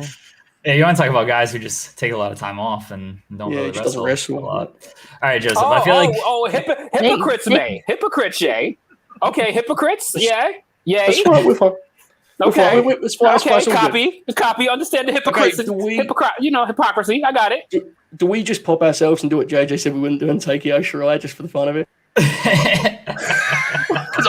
I'm gonna lie, Sasha Banks and Io Shirai is kind of fire. Take that. I won't be mad. It is. In all seriousness, with the women, I'm thinking the more names that come out, there's actually a lot more options here than I probably initially. We could get Asuka and like Asuka. Yeah. Shit, where is Asuka? Is she still around? I don't know. Not the person who's good for like one match a month. So I think Asuka is better than Io Shirai, but she's wrestled Banks 1,001 times, and she's wrestled like with Io. She had that killer match with Rhea in NXT. She's never worked Banks, as far as I know. Oh, we have the next pick. We have the next pick first round too. Okay. Yes. All right. I'm fine. I'm fine. Yeah, I'm fine with Io. But let me throw a name out here for you, Joseph. Okay. All right. What a 10th round. What do we think of Preston Vance? This a rib. Don't go there. No, we're not doing that here. We're going to win this thing. There's a good story behind that, I promise. But listen, I think Io Shirai's our pick, right, Jeremy? Yeah. I'm good with Io. Yeah, because we have first pick. We have first pick next round. So yeah. Okay. So, okay. Number That was 10. a super solid move, So that's SP, number 10 by getting them to locked in? panic. That was awesome. That was That's awesome. very That was awesome. Just naming her, knowing how whack their women's roster is, they immediately jumped on it just by hearing her name. I love it. She's 100% very true. It's Good. not on my board. Yeah. Now big her up. Even though you had never even said her name once until SP said it. They just made she's the best. They just made their the 5th generation Carnies comment here. You know, age like spoiled milk in the sun. Joseph thoughtful, Jeremy thoughtful, SP3 thoughtful, JJ reactionary. Joe is also reactionary. It's okay. I'm admitting, I forget these people are in NXT. I'm sorry, guys. I was like, oh, that's great. I'm not going to pretend otherwise. I forget these people are there. I don't watch them. I want to see when Joe and Jeremy get a call from Jack Crosby to pick Karrion Kross as their number 1 pick in the 3rd round. He's not on any board in sight of mine. Let's get him away. All right, so we got did we put up the distractions pick here? Number 10 overall for the distraction is Io Shirai. So last round, I don't know if you've been jotting this down, Krssi Love, because my memory is shite. So what are we looking like? For you guys, didn't write them down, but I can kind of remember them. I thought you guys had it in your banner like you did the first one. Anywho, okay, we got it right here from the producer in the background. Okay. So Tru Heel Heat in the 2nd round we got Malachi Black, the Lucha Bros, Thunder Rosa, FTR, and MJF. Sounds like a good solid group. Good solid group there. And then distraction got Miro, the Usos, Rhea Ripley, Santana and Ortiz, and Io Shirai. Do you see all of that as straight reaction picks? Yes. I said this. I said we're counterpunching. The entire round was reaction. Yeah, he literally said we were going to counterpunch. We're in the league. Like this is like a real fantasy draft. Yeah. Of course, he doesn't like the team because his boot isn't in the top 20. Joe said you guys came out swinging the 1st round, so the 2nd round was kind of going to be like this. Correct, Joe? We're just landing body blows in the 2nd We've got a lead. If we split these rounds, that's fine because we've got a big lead coming out the gate. We're cool here. We're good. We know what's going on. I'm coming out the gate. I love it. Drew saying panic ? Distraction ? Hell nah. We got JJ saying a round was very good, but Santana and Ortiz are my guys. JJ, he has the distraction in his name. Distraction wins the round 2. Distraction, head of PR, and number 1 fan. Of course they're going to win the round. They win every round to the number 1 fan. Sorry, we got fans. I'm not mad. All I know is that at least but it ain't news. At least the guy with Tru Heel in his name, he's keeping the same energy. He doesn't like either team because he is biased. He is a biased official. So yes, we're gonna give a little break like we did for the 1st round to the 2nd round, for 2nd round into 3rd round, so we can talk a little bit more about the wrestling news. And the top news story for this Tru Heel Heat, we're doing it different. Toxic backstage environment and an internal power struggle in WWE led to the latest NXT releases. It was reported last week by Dave Meltzer that the latest NXT cuts were a decision made by Vince McMahon, Bruce Pritchard, and John Laurinaitis. Triple H and Shawn Michaels, who run NXT, reportedly had no say in the cuts. These releases were made as part of changes being made to NXT following them losing the Wednesday Night Wars against AEW. The upcoming changes to NXT will reportedly focus more on bringing the brand back to its developmental roots and finding younger, bigger stars, according to PW Insider. According to Dave Meltzer on Wrestling Observer Radio, the new change in mentality for NXT involves taking the brand back to the early days of developmental, with the focus on younger, bigger talent that could eventually reach main event status at WrestleMania. It was also reported that WWE officials think a lot of competitors in NXT are too small and or too old. Apparently, NXT ventured out from what it was originally meant to be, first to compete with indie promotions like ROH, and then later AEW. Now, WWE officials wanted to get back to being what it was before, a developmental brand again.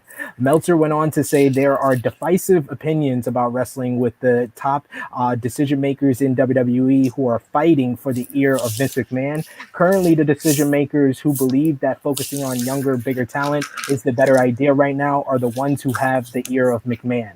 Additionally, Meltzer reported the wording is, quote unquote, no more midgets, no one starting in their 30s.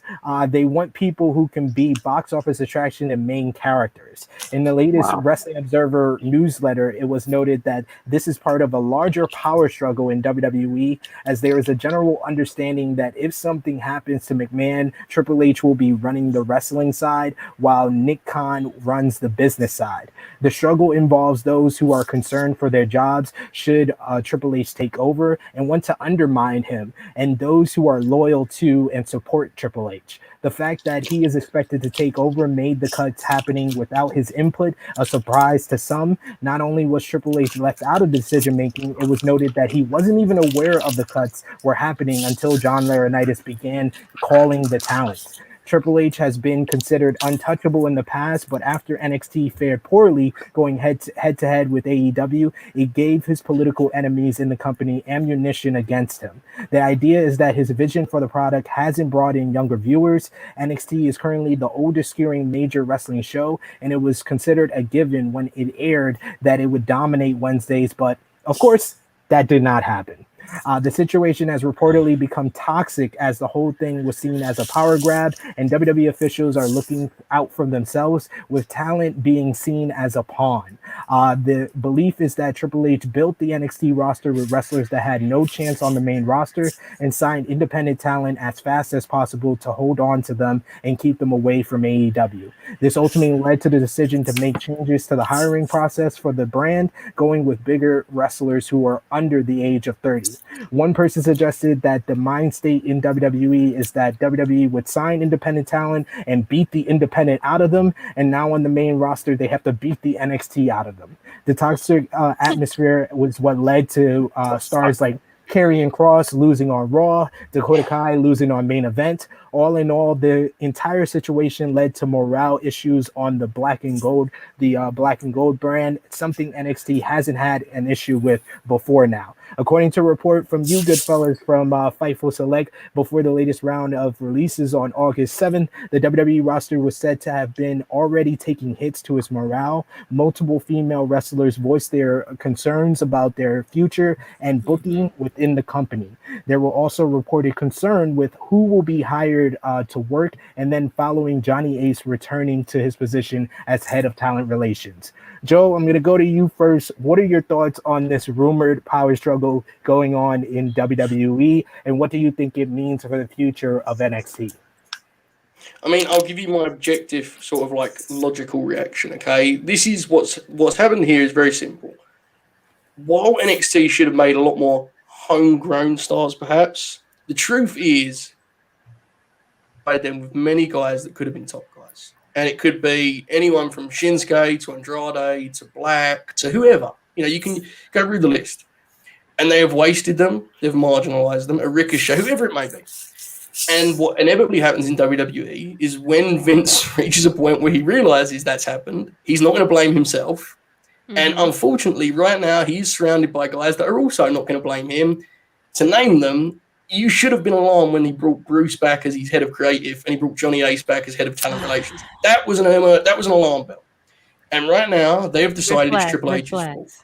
Now, look, here's the thing with that's my logical opinion. My sort of just pure core reaction is Triple H, get fucked. That is the funniest shit ever. How have you managed to blow a 3-1 lead in the professional wrestling industry? You had the hottest brand 3 years ago. You got thrown into a war. You lost it immediately. You're probably going to retire within the next year and we'll never hear from you again. I can't wait. It's going to be wonderful. But, again, that's not me being logical. That's me just having fun. The truth is he's getting screwed over here and it's not good for people that are, for some reason, still connected to that whole product, you know? Yeah, it's not looking very good. We got a lot of Fed dead in the live chat right now. Jeremy, what did you think about this whole internal power struggle? And do you think the changes to NXT is necessary following their loss in the Wednesday Night War?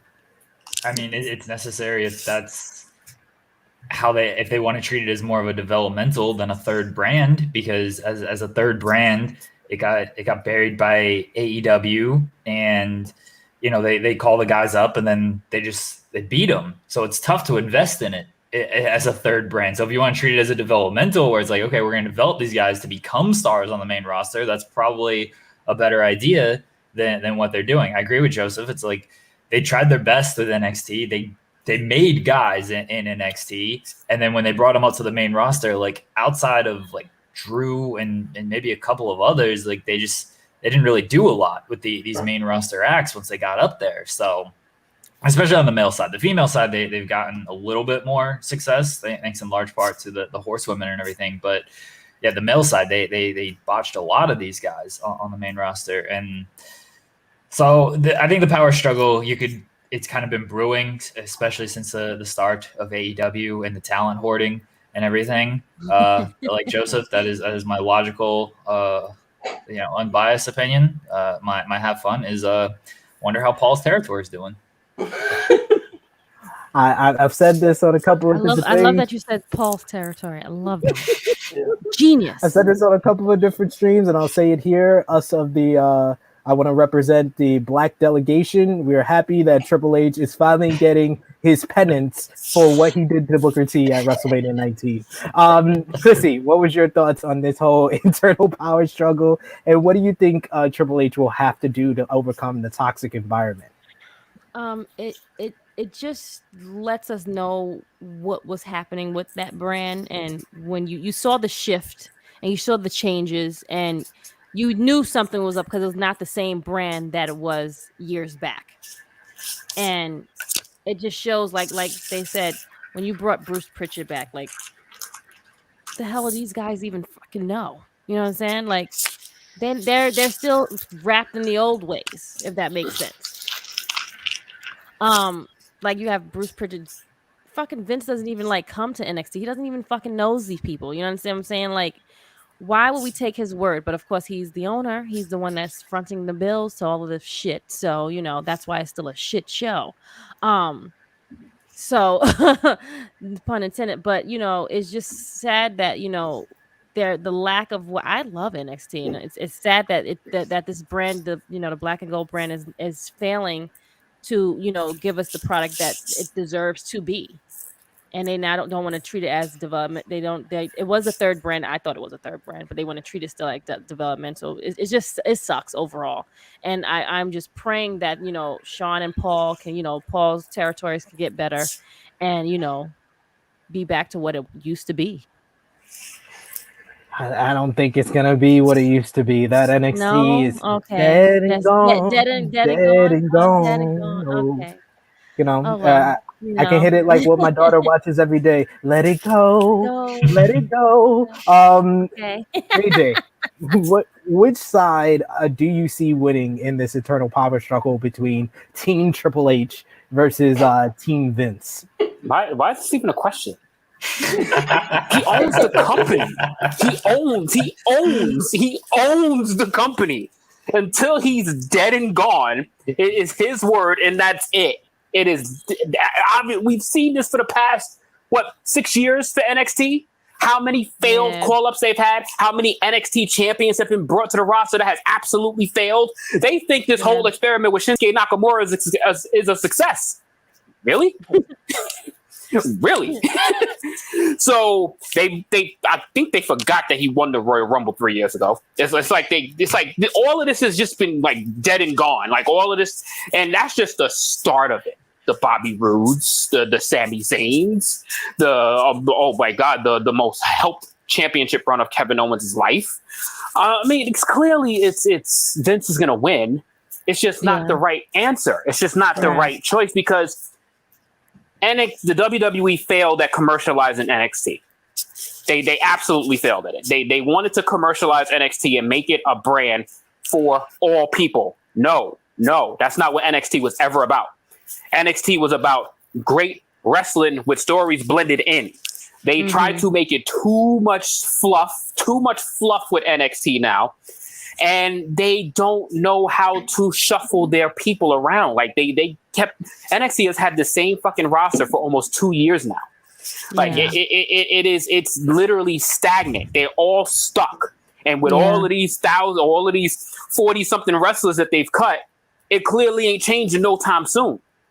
And your product ain't working in NXT now. What you gonna do? Call some of your cats from Raw and SmackDown to go to NXT? That's not gonna work, because what y'all gonna keep doing? Y'all gonna keep calling the Goldbergs. Y'all gonna keep calling the John Cena's. Y'all gonna keep calling the Edges. Y'all gonna keep calling all of these people that are literally aging, and they're aging gracefully, by the way. They are aging gracefully, but they're aging very much. They're pushing 50s, all of them. So how long can you keep that up? And you're saying, oh, you want to make new stars, you want to make new talent, you want to... No, that's not going to work, because you keep calling the old guys back. Mm-hmm. They don't know how to create their own stars. They had fucking 3 of them, and they got rid of all 3 of them. You don't have no faith in them anymore. Like, literally, Rusev was the hottest thing in the entire WWE. Failed to pull the trigger. Freaking Aleister Black was throwing like thousands of stories at them. Didn't pull the trigger on any of them. It's insane of how much they flundered and dropped the ball with all of these talents. But they're like, oh, we need to build new rosters, and there's no more midget shit. That's fucking hilarious. That's fucking hilarious. Good luck with that. No more old guys, no more midgets. So all they want is a bunch of almostes now. Got it. Exactly. We got JJ in the live chat here saying, other JJ, I like you guys and girls at Tru Heel Heat. A tip for you, pick more Impact for a really good chance of winning a round. Wait, first of all, you guys do that. First of all, I take major offense to... Thanks for the super chat. But I take major offense to the other JJ. I am not no other JJ. What the hell? Who's other JJ? I get it. It's from JJ the Distraction. But no, I am no other. I am no other. I am the one and only. One and only. The one and only. Speaking of NXT. That they bombed on. All right. And they're about to lose 2 people anyway on NXT for a minute. Well, we're gonna see about Adam Cole and Pete Dunne, whether they re-sign those guys. And I saw a couple of tweets like, imagine Adam Cole watching AEW Rampage and then re-signing with Vince. Hey, they throw the bag at you. You make that choice. Is it money or is it booking that you're going for? Yeah. So it's up to him. It's totally up to him. All right. So I think it is about time for round 3. Distraction, fellas. You guys are up. Number 11 pick overall. Who you got? I mean, guys, I'm going to be completely honest here. Is there any chance we can have a reset? We know who the fuck we picked, because I haven't slept in about 3 years, and I legitimately. I mean, I don't mind. If not, I can tell you who you picked. Thank you. I appreciate it. Wow. Okay. Thank you. You want from 1 to 10? That's how sorry that would be like. You don't even remember them. 100% true. Can't remember. Okay, so Distraction, your first pick was Mox, number 2 was Roman, 3 was Sasha, 4 Young Bucks, and number 5 was Biggie. Number 6 for you guys was Mero, 7 Usos, Rhea, Santana and Ortiz, Io Shirai. Okay, there was 10. A part of that I had no idea we did. That's good. Okay, it's a good roster, Jeremy. We've done a good job so far. I could have told you. All right, who are you thinking here? Because I got a name to throw at you. I would like to solidify the women's division with a 4th. And that would probably be Deonna. Okay, I'm going to throw a That's my instincts. I'm going to throw a different name at you. Let's go with the guy who moves the ratings for AEW. They put him at the top. The blue chipper. No? You don't like it? It's not that. I ain't picking that dude. I ain't picking any dudes that are linked with any of that shit, bro. I'm sorry, I ain't doing it. Fair. I get that. I don't know. I think there's some top guys we can go. Bro, like the women's division. Like at least at that point, we've got Banks, Ripley, Io, and Deonna. Okay. You call that? Yeah, that's fine. Deonna Purrazzo. There you go. JJ, impact pick for you. JJ in the chat, not the real JJ on the show. I'll make it clear. I'm not going to say the other JJ. I'm just going to say the real JJ on the show, chat JJ. That's fine. Okay, there you go. Deonna Purrazzo. There you go. It's a pick. Locked in? Locked in. Thanks for reminding me of who we picked too, because otherwise I would have picked the same person. I thought we went the honor at 10, and I was ready to pick EO at 11. Wouldn't have gone well. Okay. So Deanna Purrazzo, number 11. My brothers, what do you got over there? What you So thinking over there, sir? I'm thinking we're either going to go to New Japan or we go a guy that wants to go to New Japan, and we get Mr. Daniel Bryan. The fact that this man has lasted that long is astonishing. Is he an active wrestler? Yes, he is. Yeah, He This is wrestled why. that- This is. wrestled that I'm not even doing a bit here. I swear. I need to actually ask you guys because I'm very confused. Is it they've either wrestled in the last year or they're signed, or is it both? Because we don't know if Bryan is signed. That's the only. I'm not even. I swear I'm not doing a bit. Like, what are we doing with that? What's the deal? Because the contract part is a complete mystery. Like, we have to be fair here, right? Like, The contract part is a complete mystery, but we're going with active wrestlers. Active wrestlers. He's in that mismatch of between WWE and AEW contracts, but he's still an active wrestler. Don't He's worry, you wrestled guys in- can have CM Punk. I don't know. He I don't hasn't, want he hasn't wrestled in the past year. like this is what I'm saying. He's like signed. He's more signed than Bryan is, right? They're basically advertising him. Like, this is the thing. I don't know. It's active. You can take active Bryan. was the key part. We're going with the American Dragon as number 10. I mean number 11. I mean, I'm not going to argue that. American Dragon, Bryan Danielson is our number 11 pick. And please, no, I was looking for the Bryan Danielson post. Bryan Not Daniel Danielson. Bryan. Exactly. Come on, producer. Get it together, please. Okay. We could get really cute with this, Jeremy, and pop ourselves. There we go. Much better. We could actually make ourselves laugh while counterpunching. Okay, which would be tremendous. Danielson. Okay, what if we? To me, the best two pro wrestlers of the last 20 years, bell to bell, it's Bryan and it's AJ. Yeah. Okay. Yeah. Do match Bryan with AJ while selecting his current tag team purely. I mean, the shit we could do with Omos, dude. The way he sells, like, we split them. We just you take them as a team. You get. Yeah, you might as well just take them as a team, right? Because there's no harm in having almost on the roster. Since the people have been back, what I've seen of AJ is like he looks like he's ready to go again. Like, he's still refreshed. Yeah. And if we can also, just to pop ourselves, get a 7'4" guy for the undercards, I think that's where we go, right? That's fine. Okay. You're going AJ and almost. Yeah, that's what we're doing. AJ and almost. Like, I don't think we're ever using him as a team, but he can definitely stand behind us. Yeah, I'll get it. Yeah, go ahead. Yeah, AJ and almost, right? Yeah. I actually like that pick. Dude, it's AJ Styles, man. Come on. That pick was fired 4 years ago. Oh, come on. Oh, damn. Don't do That's harsh. Let's not do that. It's not disrespect. It's not that far, guys. I love AJ Styles. Come on. Yeah, no. We have to. Come on. So, He's still there. Come on.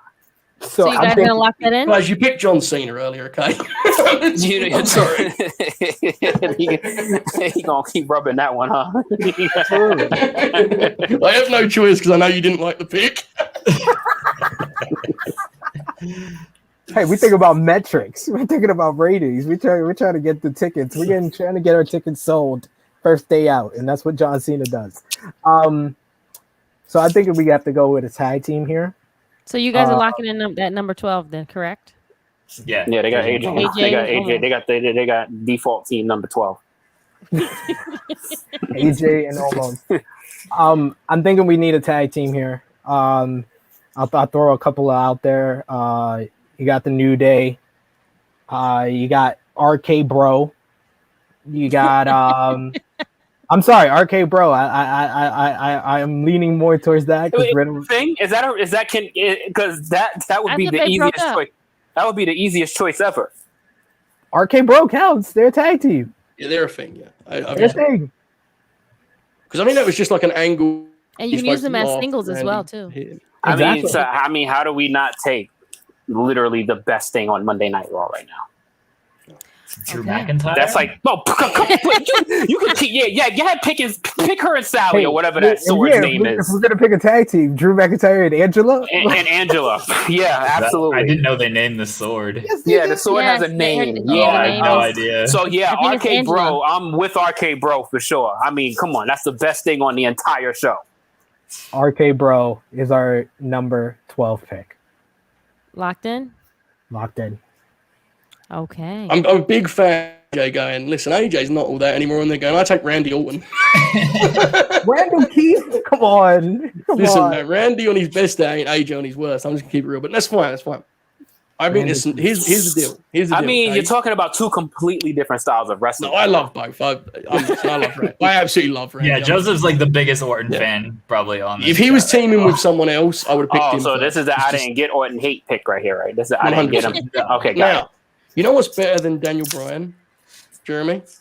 What? If you take the second best worker of the last 20 years and then you take another top 10 guy, the original Bullet Club leader, a guy that is still one of the best in the world and everyone's forgot because NXT, he just came up back again and they've already killed him on the main roster. He does. Bro, Right. Finn Balor that's a monster. He's a tremendous pro wrestler. Just go Finn, man. Okay. You can't, when you're talking about 40-year-old workhorse guys, we've got AJ and Finn. I'm cool with that. Okay. Finn Balor, that's our pick. Finn Balor, number 13 overall for the distraction. Solid pick there. I'm thinking Right there. that we go with another former NXT champion, but one that's been tearing it up on AEW, probably will tear it up at All Out. I'm thinking Pac. We need someone to cut the promos for Death Triangle. And it will complete the Death Triangle. It'll keep. Yeah. So what do you think? I'm thinking either Is he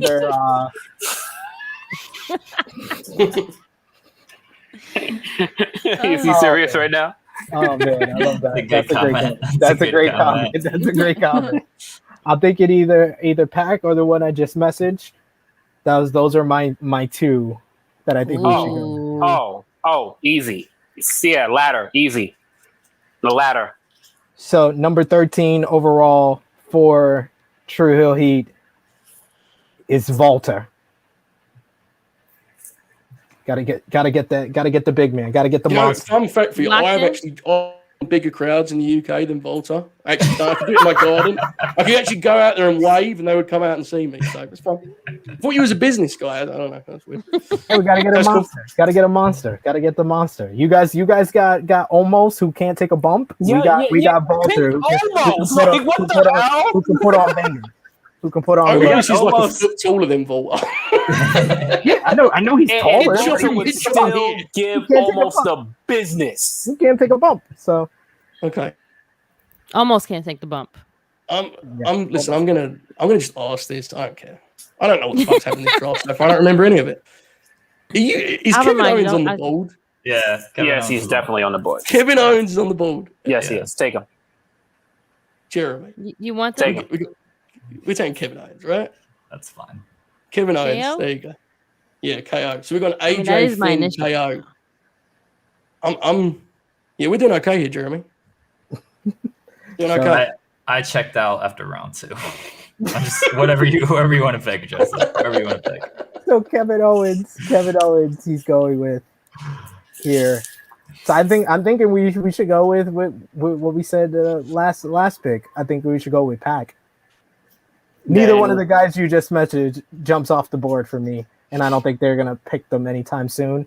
So we got one more pick this round, and we got the first pick in the final round. So I think this is a good spot to get Pac. Solidify our work rate and our bangers. Let's complete the Death Triangle. I love it. Let's complete the Death Triangle. We're going with Pac as number 14 overall. Pac. Wow. Final answer, boys. Yes. All right. Do you guys need a refresher of who you guys have? No, we're good because this is easy.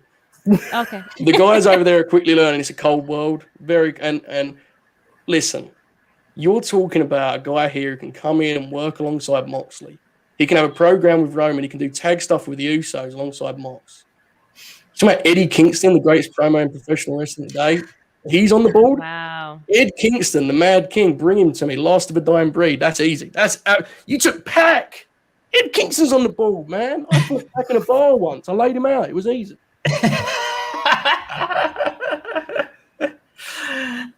I saw Ed Kingston at the bar last night. Hang on a second. We're not the ones representing New York here, right, Jeremy? Am I missing something? Was it Ed Kingston? The Mad King, last of a dying breed. You're talking about Moxley and Kingston versus the Usos. You're talking about Kingston cutting promos on Roman Reigns. Yeah, that's the end of the game, bro. So you're going number 15. I think we're going that way, yeah. So we picked the promo guy. Got it. I mean, you guys were like, Pac's a good promo. Huh? We didn't. No, he's cutting promos for Death Night. We didn't pick Pac for the promos. Okay, listen, there's plenty of great wrestlers still on the there's board. only one Ed Kingston, Right, man. exactly. There's plenty of great wrestlers still on the board. So you keep your Mad King. We got So Very you're locking in Eddie Kingston, number 15. Oh, we're locking him in. We're shooting him to the sky, baby. That's a lot. That's my favorite pick of the night. Okay, Eddie Kingston. Okay, Triple H. Tru Heel. Let's go. Triple H. Right? What you I'm thinking? not even drinking alcohol. What you thinking, Top Guy JJ? How many tag teams do we have? You guys have. We got the Lucha Bros. We got RK Bro. RK Bro. We just took RK Bro and we got FTR. FTR. Yes. This would be a good spot for another tag team. Mm-hmm. I'm thinking something a little bit left field right now. Let's see where your mind is at with me right here. I'm thinking of the Gorillas of Destiny, of New Japan Pro Wrestling. They have a cool theme. I like them, but if we're going with a New Japan tag team, we got to go with one of those dream tag teams, in my opinion. Let's go for it. Hear it. Golden Aces, Kota Ibushi and Hiroshi Tanahashi. No. We're not counting that. They have teamed in the past year. Flag on the play. We took Kingston Flag on the Yeah, we took King and Mox as singles. You're not have some getting respect for this Kota. business, okay, guys? Yeah, no. They pulled a Outrageous. veto on you guys. Outrageous. Veto. There's no way. Outrageous. They throwing in the card. They throwing in the card on us. Yeah, they put a flag on the play, friends. They put Otherwise, we would have just taken Moxley and Kingston first and just You gotten them should both. have. You should have. You could have taken. I would say It's you could have slippery taken slope, them. though, guys. It's all I'm saying. I'll be honest with you. I don't watch New Japan right now. I don't know how often they've teamed recently, but like from what I can gather, they've not teamed very much. So, Hey, they have teamed in the past year. That's all. They've teamed twice this year. That's enough. We're in August. No. Get out of here with that. No. They're saying That's enough. That's enough in my books. So you're thinking. What are you thinking, JJ? Give you three choices. I see these three choices, but I think we gotta go left field maybe with the tag teams, because the tag team, you can go with New Day's okay, but they're not jumping off the page for me. The Briscoes still got a little something left in the tank. Honor is real. Put Drew's comment on the board. Drew says, well then, so Bianca and Sasha should have been taken in the same pick. Yes, I agree. Wow. I agree. That's a great comment.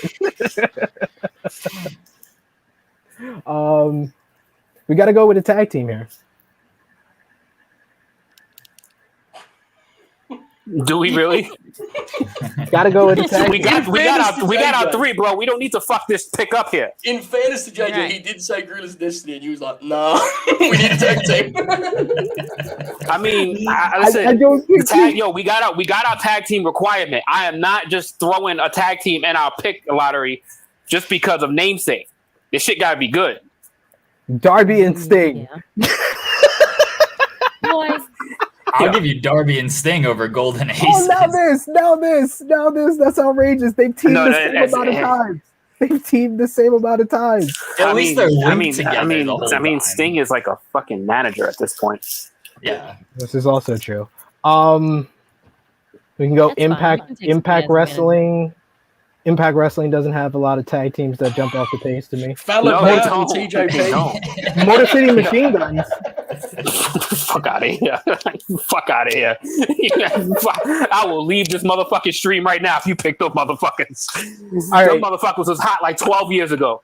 So either a tag team or a woman here. I'm thinking Charlotte Flair is still on the board. Oh no. Oh, it hasn't got to that point. The Oh, come on. opportunity. The opportunity is opportunity. still on the board. The opportunity. Oh, I'm sorry to hear that. That's a terrible shame. I'm sorry, guys. Or we can go I still don't want her. out of all your picks, the ones that you sent me, I think that Seth Rollins is the best option. If you want to go Like, with you that.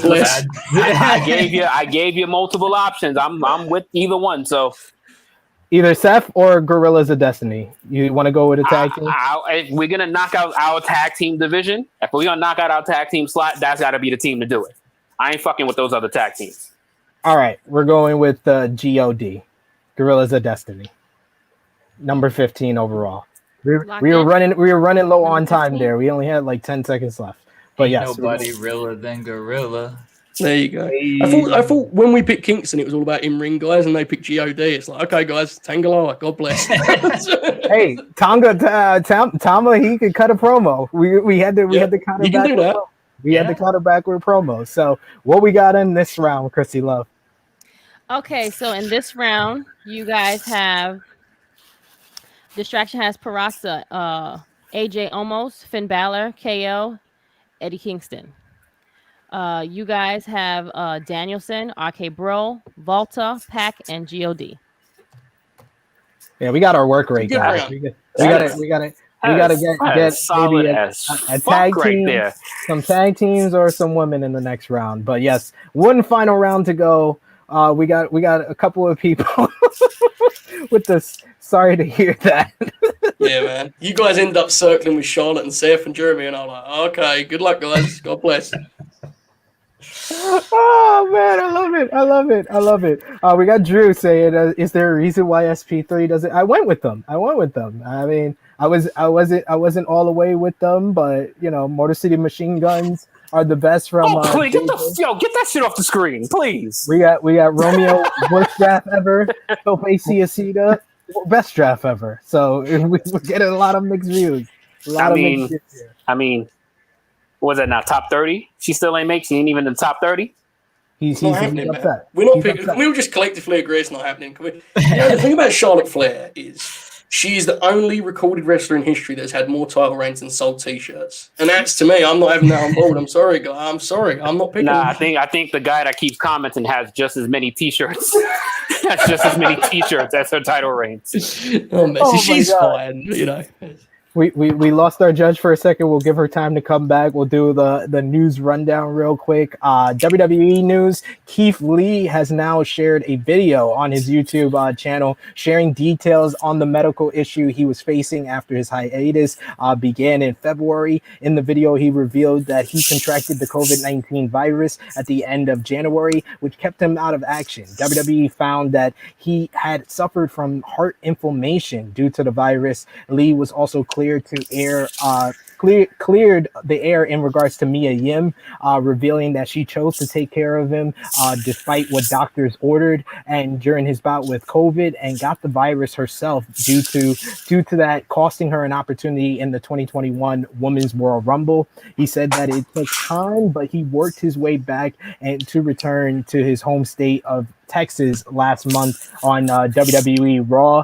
Chap Guy JJ, what was your thoughts on Keith Lee's explanation of his absence and the clearing the air in regards to Mia Yim, who was getting unnecessary like hate online during this whole situation?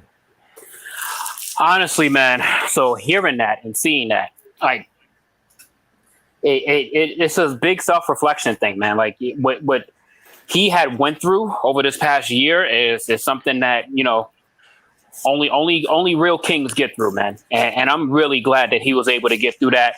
And all the flack that I ever give him is strictly because of booking. It has nothing to do with him. It is all about the booking. So it's Keith Lee's an awesome dude, man. He's an awesome dude. And the fact that he is just being so consistent with how and who he is and was able to be vulnerable enough to share what he went through. And then all of the stuff all the backlash that obviously he's received via booking and via wrestling. People's always talking about him wrestling wise. And this was a lot bigger than wrestling. This is a lot bigger than wrestling. This is his life we're talking about here. Like, this man almost lost his life.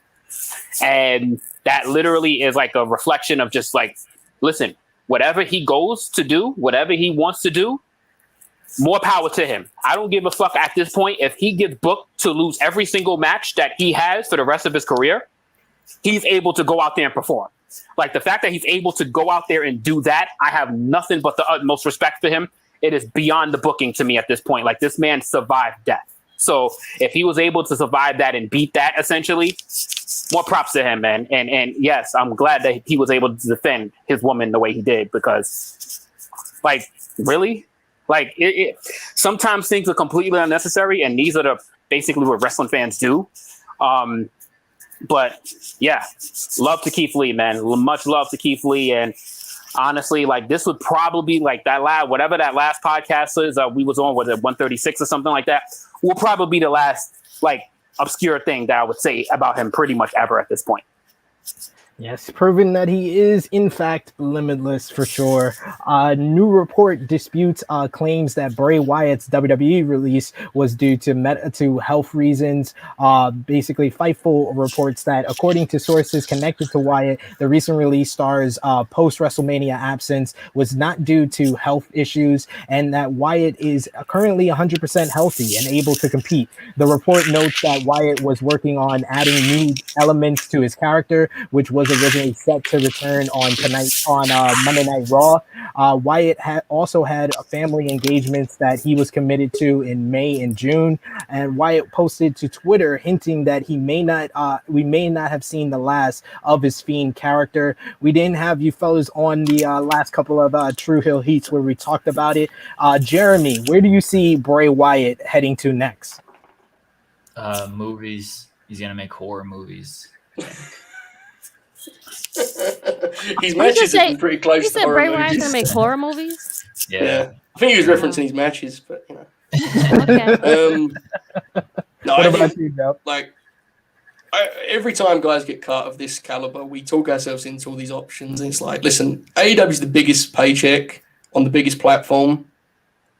If he wants to be, they're probably going to have him on board. I know it isn't a natural fit, but he's a star, and stars you make room for. I would expect Bray to be on their show as soon as he's legally able to. You know, how he will do, I don't know. That would be an interesting thing to follow. I'm not like fired up for it as a fan of Dynamite or anything. Like, I don't think it's a natural fit, but like, it's more likely to me than him going to Impact just because the money says so. You know, that is what it is, for better or worse. Yeah, I agree there. The money is definitely there for them. It was reported by you guys over at Fightful Select that there was some recent names who attended recent WWE NXT tryouts who were thought to be slam dunks to get signed. However, WWE passed on them, namely Yuta. Basically, Yuta reportedly had a WWE tryout last May. It was noted that WWE officials opting not to sign Yuta following his tryout raised red flags that WWE was changing its hiring practices. So a strange decision for sure. And as we've seen with Yuta on AEW, he's been a top prospect for them with the best friends. So we hope for more success for him. But speaking of people WWE has passed on, Alex Zane is set to make his return to the independents, making his first post-WWE appearance at a GCW show next month. GCW announced that Zane, the former Ari Sterling, will return to the company at Highest in the Room on September 17th in Los Angeles, California. Andrew Zarian of the Matman podcast reports that WWE will be bringing back the King of the Ring tournament this year, with the final set to take place in Saudi Arabia.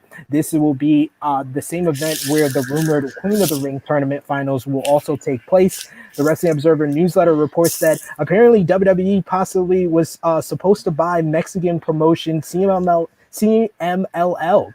WWE wanted to run Mexico, and the idea was that they could get some of the best talent in the country and groom some of them for the U.S. market. The reason that it fell apart was that CMLL wanted to sell the arenas as part of the deal, and WWE had no interest in buying the venues. And according to you guys over at Fightful, sources stated that Becky Lynch was in ring at the Black and Brave Academy, training for her return as far back as May, while also training with Seth Rollins. Another source noted that Lynch has looked ring ready every time she's performed in-ring drills in front of others. Fightful also reiterated that sources in WWE aren't sure when Lynch will actually make her return, though they're proceeding that it will be sometime this summer. AEW news: following the release of Ric Flair, the Wrestling Observer newsletter reports that the word going around in AEW is that Flair will be joining the company as soon as he is legally able to. It's unknown how long Flair's non-compete clause for WWE is, but the standard for main roster talent is 90 days. Krssi Love, how do you feel about Ric Flair potentially coming to AEW? Love to see it. He'll be with his son-in-law, so that'd be great to see.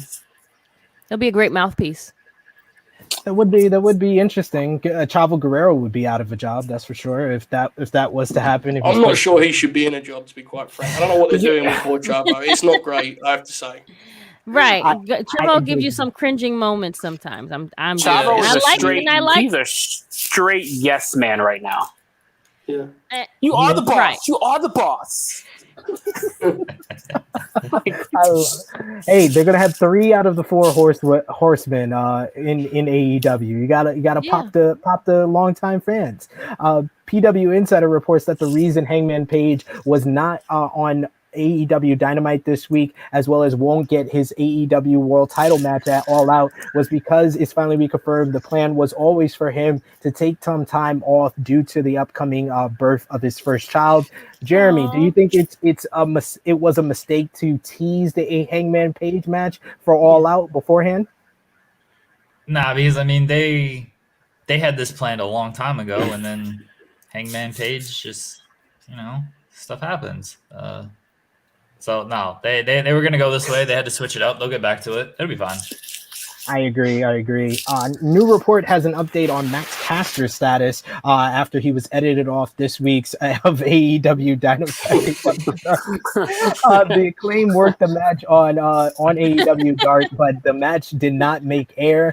There was speculation. It's always Romeo in the behind the scenes. There was speculation about Caster's future after he took AEW and Acclaim references from his Twitter. According to Fightful Select, Caster is still with AEW, but his appearances are on ice. There's no word on what that entails and how long it might last. Sensitivity training has been discussed for him, and that was following reports that he had been suspended for 2 months, but Voices of Wrestling is reporting that there's no truth to that one. Rio has been absent from AEW TV, and apparently, according to the Wrestling Observer newsletter, the former AEW Women's World Champion has been out of action after having a bad reaction to the COVID-19 vaccine. However, she is feeling better and will likely return soon. Bronson Reed basically put out a call out to Miro on social media, posting grinding in violence every match, every moment is reality of ... course, which the first letter spell out, give me Miro. Joseph, what do you think about? Do not bring that soft shit around Miro, man. Do not be typing out that shit when you're going to fight Miro. Please, if you're going to do the match, but like, it's not, this is where the big boys play. This ain't the Capital Wrestling Center, like, it's different. Facts. Different thing. Fair. That is fair. That is a fair assessment. Kill that dumb shit. Like, facts. Former in grade school? Former Impact Wrestling star Kiera Hogan made her AEW debut during the AEW Dark Elevation taping in Pittsburgh on Wednesday. Also, the AEW has put out the full lineup for next week's Dynamite in Houston, Texas. AEW World Tag Team Championships are on the line. The Young Bucks versus Jurassic Express. Sammy Guevara will make a special announcement and versus Sean Spears of the Pinnacle. Texas Tornado match, Sting and Darby Allin versus 2.0. And the main event, Chris Jericho versus MJF. Jericho cannot use the Judas effect or play Judas to the ring, which means we're getting acapella Judas next week. Hopefully people practice their lyrics. Right. I'm about to say, what did he think that was going to happen? They're not going to sing the song at all? He doesn't want to prompt them by having the song play. He wants to see if they can know the lyrics, MJF. Okay. Acapella Judas might be the best one that we hear yet. Right. Quite possibly. New Japan Pro Wrestling has their huge event tonight, Resurgence, for the Never Openweight Championship. Jay White will defend against David Finlay. IWGP United States Championship match, Lance Archer versus Hiroshi Tanahashi. You're going to see a big multi-man match, Leo Rush, Brody King, Chris Dickinson, Fred Yehai, and Yura Uemura versus Tom Lawler, J.R. Kratos, Jor-El Nelson, Royce Isaacs, and Danny Limelight. Tomohiro Ishii versus Moose.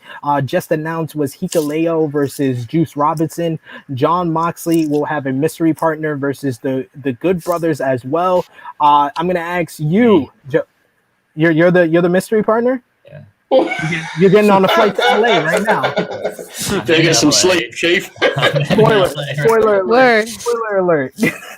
Joe, I'll ask you, do you think that we see Tanahashi win the US title and possibly appear at All Out? I think he'll appear at All Out. I think Moxley will work another New Japan guy All Out, and then Tanahashi will come out afterwards to set up the post pay-per-view show in Cincinnati. Tanahashi and Moxley. I got to go to that show then.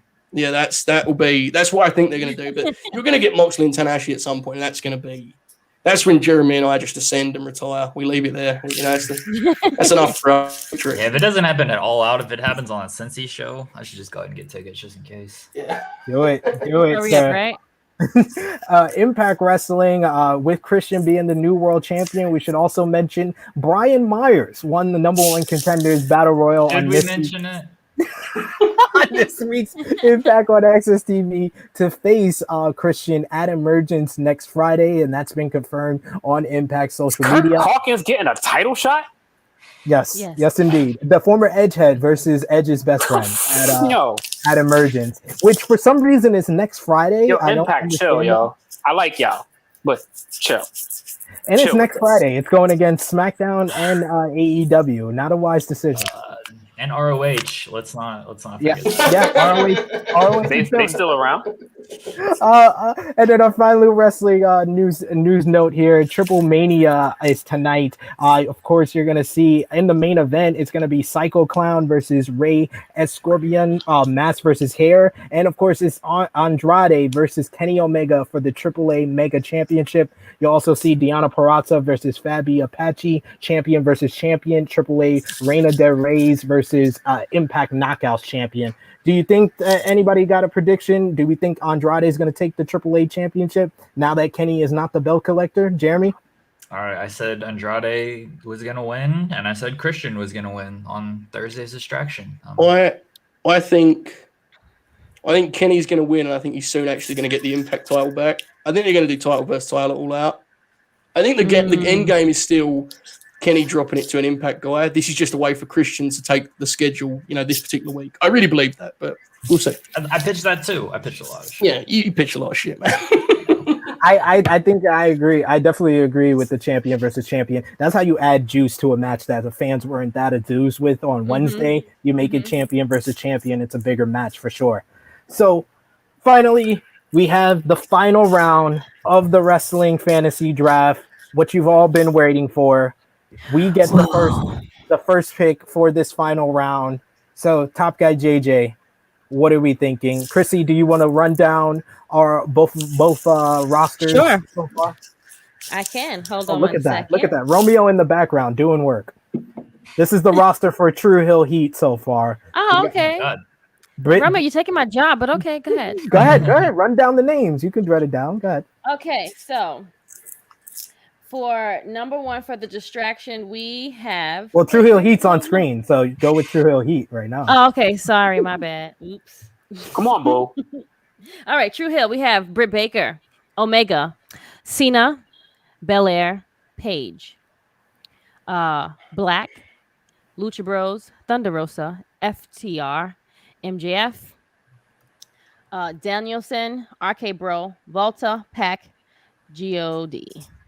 Romeo forgot Walter. He couldn't fit him in. He's too big. He's too big of a giant. Unit. He's only 5'11", brother. What a squad. What a squad! What a lineup! What bangers we're getting there? See, Volta gets his own. Gets his own picture. Own picture. He's gonna be slapping Cena back into full-time work.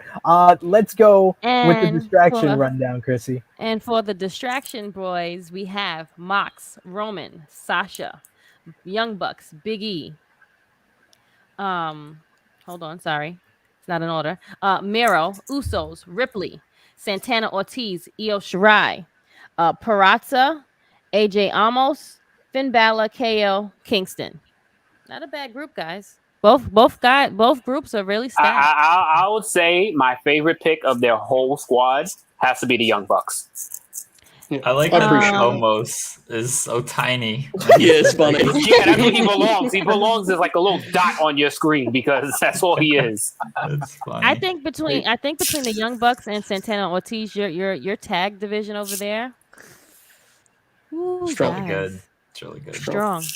Yeah. Strong. Especially when you can sprinkle some Moxley Kingston, you know, like you get a little bit of that too. I mean, that's a lot of tag wrestling. That's good stuff. A little bit of this, a little bit of that. Yep, there you go. So, All top guy JJ, what are you thinking for our first pick of the final round? Joseph, you got the sun coming in like it used Yeah, to do it's with me. glaring, Yeah, look at man. that. Look at that. Victory, baby. Victory. Just don't worry, that sun's gonna go down real quick. This is England, it will. Yeah, exactly. I know. It's almost 8 o'clock. Listen. Do we want to entertain? Do you want to entertain your editor here? Do you want to entertain your editor here? And go with Charlotte. He did all that hard work. Like, we might as well throw him a bone here and get his vote solidified. So we will start off the draft by winning Romeo's undying support here. And we will pick the opportunity. The one that literally told all of y'all to kiss her ass because she is pick number 31 in the draft. Damn, that's tough. That's tough. What a steal. 11-time world champion as our 31st pick overall. Yes, we're going with Charlotte. Go ahead, distraction. Listen, I have no problem you guys picking her. Martin. Do not frame her as a steal when none of us really wanted her. Please don't do that. No, it's not a steal if none of us want her. Right? 11-time world champion? Are you kidding me? Serious question. Are injuries supposed to be considered here? Genuine question. If they've wrestled in the past year, they can be in. It's like when our roster stands up at the end, are you guys going to be like, that person's injured? They're, you know. Nah. If they've wrestled, then no. Honestly. Okay, Bailey. Bailey. That's our pick, Bailey. That's better than Charlotte. I thought she wasn't even on active, so okay. No, she's injured, but she's definitely had a run. Right. Yeah, she's definitely wrestled in. She the wrestled past. a lot in that year, yeah. So Yeah. She did. She's one of the best. Okay. Barely Locked in, guys. yes, please. That's very good stuff. Okay, I love that Jeremy. you like guys that? both. Good pick. He is out of it. He's done. So Yeah. just Ready for this shit to be over. He's like, we'll take. We'll Dude, I gotta If you cover, be like, yo, AAA. let's pick- New I Japan love- doesn't.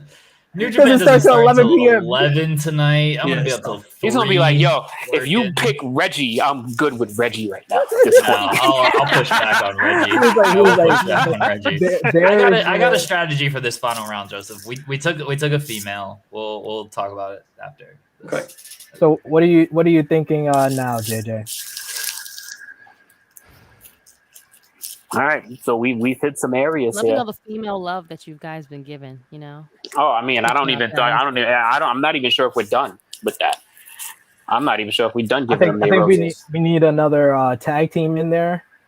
Hear me out, because we got one that he has superstar potential in the group, in the tag team. I know who you're talking about. I think I'm with you on this one. I think Street I agree. Profits. Yes, Street Profits. I agree. 1,000% agree with you. Yes. Lock it in. Street Profits is our next pick. Street Profits 17 overall for Tru Heel Heat. Okay, boys. I like I'm it. glad I that like it. with Angelo Dawkins, you have now your own Omos too. Good stuff. Oh no! Oh please! Oh please! Angelo takes way more He's beatings than fine. almost ever He would. takes bumps. He takes He's- bumps. He does. He actually wrestles. I mean, yeah, sometimes. Anyway, okay. Listen, I'll say I'll be critical about this here, Jeremy. Listen, when you talk about AJ, Finn, KO, and Kingston, that's all-time step. It ain't youth, right? We haven't got a lot of like. That's some vet. We need a guy that I think is just he's money for the next 15 years. There's a couple guys, frankly. Great promo. Great promo. Main event experience. He's toured. He's main evented across the world at Tokyo Dome. Switchblade. What? That's our pick. We get some youth. Ooh. He can work all of those veterans. And I mean, you've got Finn, AJ, and Switchblade. That whole Bullet Club dynamic. There you go. That's our pick. Switchblade. Damn. That's a steal. That is a steal. I noticed the reaction there, guys. I appreciate it. That was good. I won't front. That was a good one. No. I think we've passed on him enough. He's the other guy that went against Switchblade in the main event of the Tokyo Dome this year. 18, and we waited until the final round to get him, and we can put him like they got Moxley and Kingston as their tag team between two picks. Go with the Golden Lovers. Get us Kota Ibushi. We're going with Kota. We're going with Kota. Lock it in. Number 18. You guys are picking all my men. It's beautiful. You got Krssi out here sweating for this last round. Yeah. Okay, I have some. You see how shiny my face is right now? Shit. I have some male candidates, but I would like to put. Honestly, man, I have 5 women. It's Banks, Io, Rhea, Deonna, Bailey. Yeah, I'm cool with that. Yeah, but that's strong. Yeah, that's a strong stack. I want more youth. That's what I want, Jeremy. Is that where you're going? We're gonna go to the famed Capitol Wrestling Center for the only good act on that shitty show. We're going with Swerve. We're going with Swerve because that dude is money. We're gonna go Swerve. Just give us some. And then we've got Swerve and Jay White both climbing. Oh guys, come on now. Come on now, guys. Come on. Come on now, guys. Come on. Locked in number 18. Yeah. Yes, please. Swerve. There you go. Yeah. Swerve. All right. So we got to go. I think we should really put the stamp on our women's division, and we go with youth. We go with the better Rhea Ripley, Toni Storm. I mean, they're just different people completely, but no, the better version. I mean, they have no similarity. The one that can work and has personality. Oh yeah, I don't think Toni has a better match catalog at all, but I think she does. Okay. I'm not even doing a bit. I don't like Toni Storm matches. If you ask me my favorite Toni Storm match, I'd probably just like leave. I don't know. Just help me out, guys. I remember she had a 5-match with Io Shirai. We really had a match of the night with Rio. It's fine. Who are you thinking, JJ? I like the Toni Storm, but I feel like our women's division is like the best ever. I feel like our division is like rock solid. So we can go with a guy here or another tag team. Like how do we leave Darby and Sting on the table? Like how do we leave that duo and not take them here at pick 19? I mean, it's a tag team. They said that one actually counted, not Golden Aces, but Darby and Sting actually count. So I'm down with it. Darby's a future star. We're killing them in the. You want a youth, in my opinion. But there's another tag team. There's another tag team out there with a future star, Jurassic Express with Jungle Boy. Make the pick. I'm down with either one. Oh, that's tough. I'm thinking. Which gives me an opportunity to make a plug. You can check out my latest article in the Fightful magazine, next issue, on Darby Allin. So let's go with Darby Allin and Sting. Okay, that's good. It's a good pick. I like it. I'm going to let Jeremy pick between some guys now, okay? I kind of want the 20th pick to be is this our last pick or is this 19? No, we have This is 19. That's your 19. Yeah, you got two have, more. You guys have the final. 20's got to be a victory cigar, Jeremy. So we know need who to we're picking. decide We know who we're picking 20. It's not the guys you're thinking. It's another team. Okay. My pal. Anyway, I'm going to let you pick between two great heels. I love them both. And I'll give, the guys can take the other one you don't. That's fine. Ethan Page, Ricky Starks. Ricky Starks is that pick. Yeah. I was thinking him as well. They're both great. I think both guys are tremendous. Yeah. Not Ricky's bad. look is, I'm with that. Ricky Starks. Okay, locked in. There you go. Distraction alumnus, Ricky Starks. If you want to go, there's a couple of great picks for us to make here. Kazuka Okada is still on the board, amazingly. Shingo Takagi's on the board. Current champion. Current IWGP. Will Ospreay, who's injured. He's active because he's wrestled in the past year. That would be my pick. Will I don't know Ospreay. how do we not leave. We got to go Ospreay or Okada. I'm thinking more Ospreay because Ospreay has Ospreay. I'm favored towards Ospreay. Ospreay's my guy. Ospreay's my guy.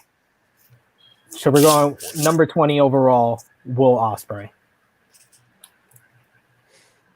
You got Jay I White. hope, So you gotta get hope the Ospreay. feds don't come to your promotion. The police. The Nope. the police can be circling that territory. You guys got Jimmy Uso. I think y'all should be seeing. He gets arrested. Got the No Usos on their team, bro. Don't be the pot. Don't be the pot calling us black. Hang on. The Usos are Asians, very different things. Am I still here? Yeah.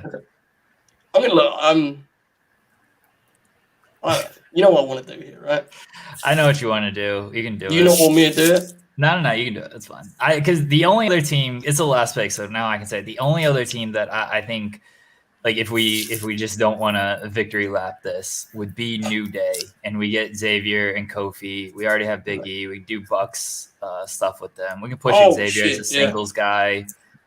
These are singles guys too. The New Day versus you got right. Yeah, no, that's probably the. Yeah. Let's I know do what that. you want to do. Yeah, let's do that. Machine Gun will be my road agent anyway. We'll take the New Day. We'll take the New Day last. There you go. New Day. Yeah, we'll take Woods and Kofi. Okay. So Woods and Kofi, the New Day. They locked Yeah. in. Misters Irrelevant. The final pick. I'll say this. I think it's a real shame they're this low for both of us. It says a lot about how WWE books tag teams because I wanted to take them like 10 picks ago. If they would have been in any other promotion, I think they would have been like top 5. Agree. Yeah, and that's sad, right? It shouldn't be that way. That's incredibly sad. Oh, and we got also you get up down. So that's what Jeremy wanted to pick them for 10 picks ago. Exactly. Just give me the video game revenue off of all of this. he wanted that up down cred. Yes. All right, so this is the segment here that I've already booked out for our final sell of our roster. Krssi Love, do you want to run down the distraction before they give the final sell? And Romeo or producer, you could put in the in-chat poll for the folks here to vote who has the better roster. But run down the distractions, the distractions fed here. Okay. Distraction, your roster will be Moxley, Roman, Banks, Bucks, Big E, Miro, Usos, Ripley, Santana, Ortiz, Io Shirai, Peraza, AJ Omos, Finn Balor, KO, Kingston, Bailey, Jay White, Swerve, Ricky Starks, and last, the New Day. I'm pretty happy with that. Albeit so much talent in the wrestling world that we've all got. There's not shitty wrestlers here, but I genuinely think we've done a pretty good job there. We got guys who can talk them in the building. We got guys who can go. We got youth, experience. We've got the Moxley Roman program. We've got some Young Bucks, Usos, Io Shirai, Sasha Banks. I think I'm very confident, man. I'm happy with it. Boys, are you ready for your roster? Give us the Tru Heel Heat roster. Tru Heel Heat roster is Baker, Omega, Cena, Belair, Page, Black, Lucha Bros, Rosa, FTR, MJF, Danielson, RK Bro, Volta, Pac, God, Charlotte Flair, Street Profits, Ibushi, Sting, Darby Allin, Will Ospreay. We just got banger upon banger. Top guy JJ. We got Will Ospreay, who's a bona fide main eventer, IWGP World Heavyweight Champion, as our last pick. Obviously, What? Romeo. I can't. Romeo did. Obviously, Romeo made this picture of our roster here. But yeah, I feel like we have a top-notch women's division with Baker, Rosa, It sucks Charlotte. when Charlotte won't sell for any of them. She will for us. It's our booking. It's our booking as well. Yeah, she's in proper hands. You can book it, but that don't mean she can Yo, go the out there. stick figure. Six figure Ibushi up in this piece. Look at that. We got banger upon banger. You got Kenny Omega on top.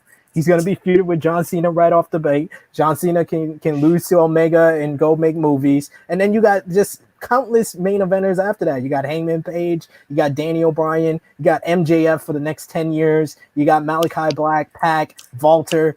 You got Riddle and Orton, who could be a tag team plus their singles. You got Darby Allin, who can also be a singles. Oh my God, just ridiculous. Tag team divisions on point.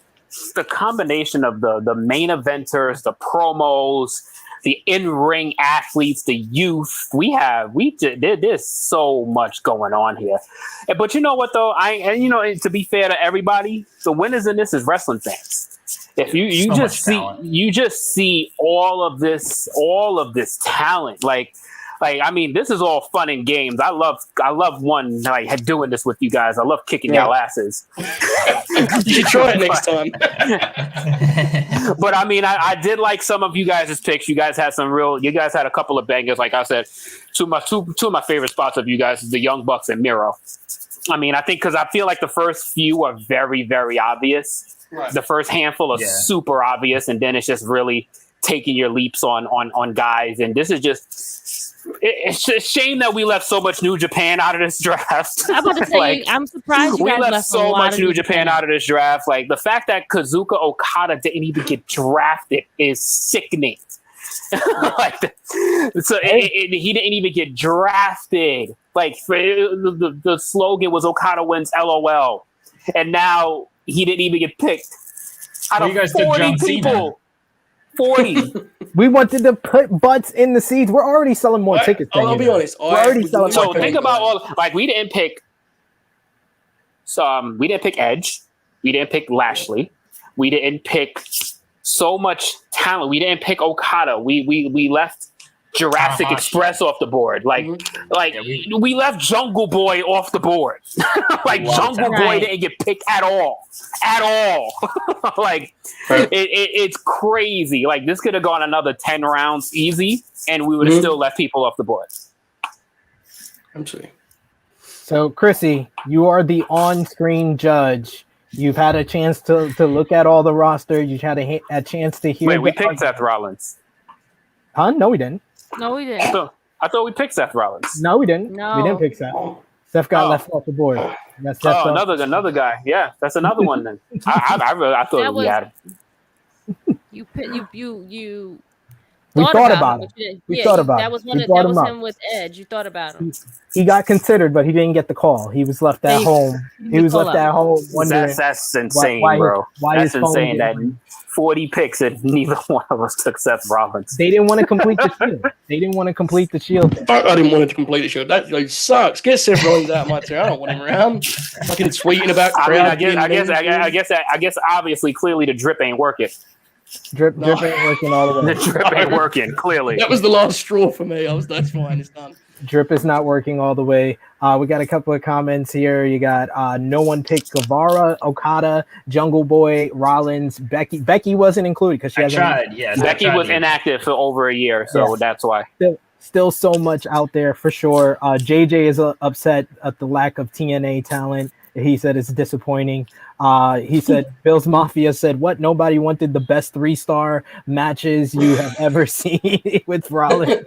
And the current TNA Impact champion didn't get picked either. That's kind of disrespectful after the match he had last night. I'll take that bullet and be like, I should have took Christian. I thought about Edge and Christian, but y'all gave me heat for Golden Aces. So how? That's not even possible. We're gonna try that. You can't take Edge and Christian. What? They have it. They really have a team. Like, they haven't seen it like a decade. They really have a team. Why are y'all trying not letting me shine? Why y'all not letting me shine here? Yeah, Gresham was. I mean, if we had this draft in 2009, maybe. There you go. So let's give everybody where they can find everybody on social media as they're voting. We'll put up the poll results at the end of the stream here. Jeremy, where can everybody find your great work? Your writing, since you're not a journalist, I'll just say your writing and all your point guard stuff. You're amazing at what you do, sir. And I know it hurts you. You hurry up because he needs to get some sleep. Poor thing. Exactly. I can see it all in his eyes. Like, poor Jeremy. Where can they find you, Jeremy? In the gym every day, getting shots up. There you go, right there. Jeremy Lambert 88. Go there. All my stuff's there. Fightful.com, Patreon.com/thedistraction. Go those places. Thanks, guys. Joe, where can they find you, good brother? Well, if you're near me, you'll find me on the victory lap I'm about to take around the block for a few hours. I'm probably going to fly a flag or something. Or I don't know. Look, Joe Hulbert on Twitter, thanks for throwing out there. We do a lot of stuff at Distraction. If I'm going to actually plug something, which you guys know I generally wouldn't, I'm going to do it. Our Patreon thing right now, man, we've done like 10 hours over the last week, and I'm putting my foot there. SP3 was nice enough to join us, and so that's like, we're trying that stuff. We just hit 100 patrons, which is insane to me. We had 56 weeks ago. It's going good. So if there's anything I'll plug, it's that, I guess. But mostly, thanks for having us. We love these draft things. Yes. This was a blast. This was good fun. It was. I apologize that I'm dead after the second round. Look, man, Luther can throw one back, okay? I can't hang. Just take a nap, man. You need a nap. Just take a nap. I know, I do. I appreciate you, brother. We got your PR himself, head of PR, JJ, saying this was so much fun. Round 2 coming soon. Yeah, we can make new rules. Yes, we love to hear suggestions. If you guys want to put in the live chat or in the comments, if you're watching on replay, any comments for how we can do a round 2, like exclude WWE and AEW, because that's the majority of both of our rosters. Maybe we can do something like that, make JJ happy and pick more people from Impact draft. Not talking about this, JJ. Oh, that would be a good one. Impact all time. Anyone that's ever wrestled for Impact or TNA. I think that would be a good one. Or ROH. God damn, that's like the entire wrestling industry. Yeah. That's also true. Also true. Thank you, JJ. Thank you, everyone who's watching us live in the live chat. Top Guy JJ, where can they find you, sir? Well, on Instagram, you can find me at Tru Heel _Top Guy JJ, and on the YouTube channel each week with these fine people here. And sometimes we get to do fun shit like this on the Tru Heel Heat podcast live every Saturday. So that is where you can find me on the social media platforms. And Krssi Love, we want to hear where you're from, but first we have to get yours decision. The on-screen judge who was here for the entire ordeal. Who had the better roster to you? By the way, this was so much fun as my first draft live. This was amazing. You guys really have some stacked teams. Like every time you were saying that, I'm like, ooh, but I couldn't say because I had to be like, neutral. But you guys picked some great. Like I don't know about that pick, guys, but whatever. These are some stacked teams, and especially when you guys put all the faces on the screen and you see everybody, like, wow, that's in our own bubble, our own world. That would be great if these people were working together. And they probably all have worked together, just, but if I gotta pick one,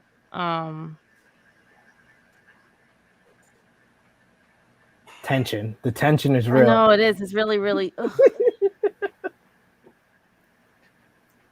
And you got to give the reason why you're picking one over the other. Okay.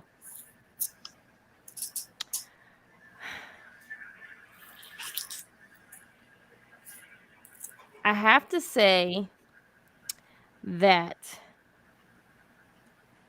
I'm going to go pick with my guys because they picked all the guys I like. Ibushi, Will Ospreay, God. Like, all my cute men are on that team. Like, I like all of them. I'm not picking them as like because they wrestle. I picked them because they're all cute. So that's why I picked them all. You have Our roster's not hot enough, Joseph. That is a very like Joe Hulbert flaw creatively. That's very indeed. You know. It wasn't a clean sweep though. It was not a clean sweep though, because you guys had me at Jay White for sure. Then you had a Finn Balor. God, I would drop the draws right now. This is a married woman, ladies and gentlemen. I just want to mention that. Yo, I'm telling you, the only way that she would have made this a landslide for either team, it would have been a landslide for either team if one of us would have picked Dexter Loomis. Yeah. Oh man, that wasn't worry about that. Yeah. You had Dexter Loomis up there, man. We got shirtless Roman Reigns. What do you want us to do? No, I like Roman too, though. See, again, you guys had a lot. Hangman Page, like it was a lot. Hangman Page is ours, bro. Yeah, Hangman. Yeah, see, really hard. That was the deciding factor. The deciding factor. The sex appeal. Now, Romeo, let's put up the in chat poll if you have it ready.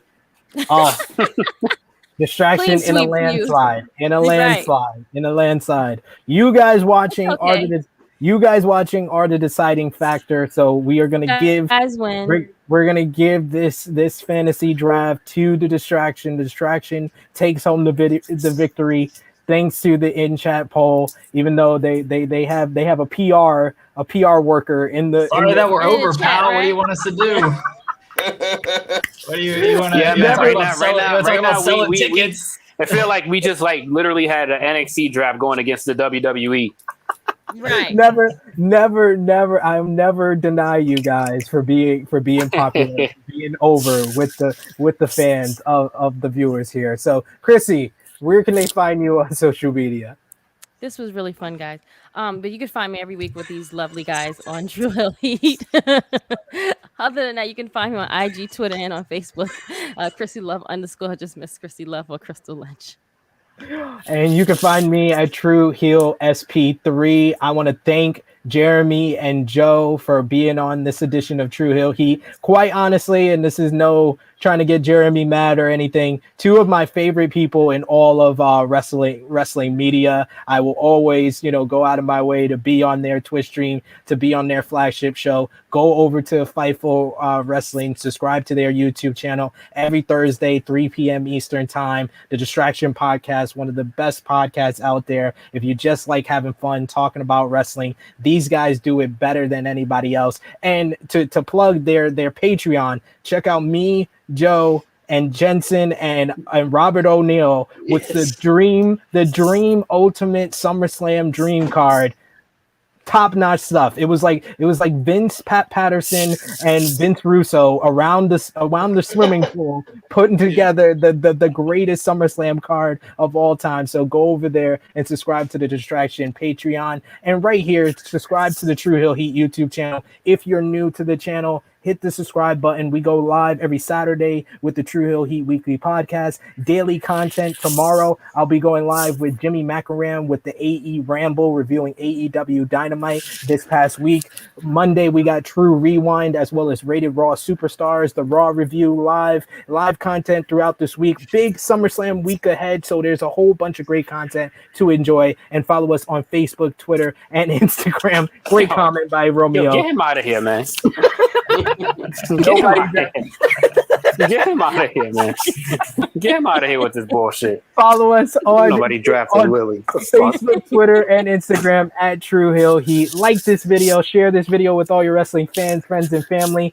Thank you so much to the Distraction Podcast. Thank you to Jeremy. Thank you to Joe. Thank you to Top Guy JJ. Even though we couldn't coexist, I think we did a great job putting together our roster. Did better than I thought you guys were gonna do. We did. I thought he was gonna leave me hanging for the tag at first, but he didn't. Thank you to Miss Krssi Love, our lovely judge, and thank you to all of you who joined us live in the live chat and voted on our fantasy draft. With females, my husband will walk past here several times without a shirt on. There you go. We're getting the sex appeal on both accounts. Like, comment, share, and subscribe. Until next week, this has been Tru Heel Heat 138. It is me, your Tru Heel Phenom SB3. We are signing off until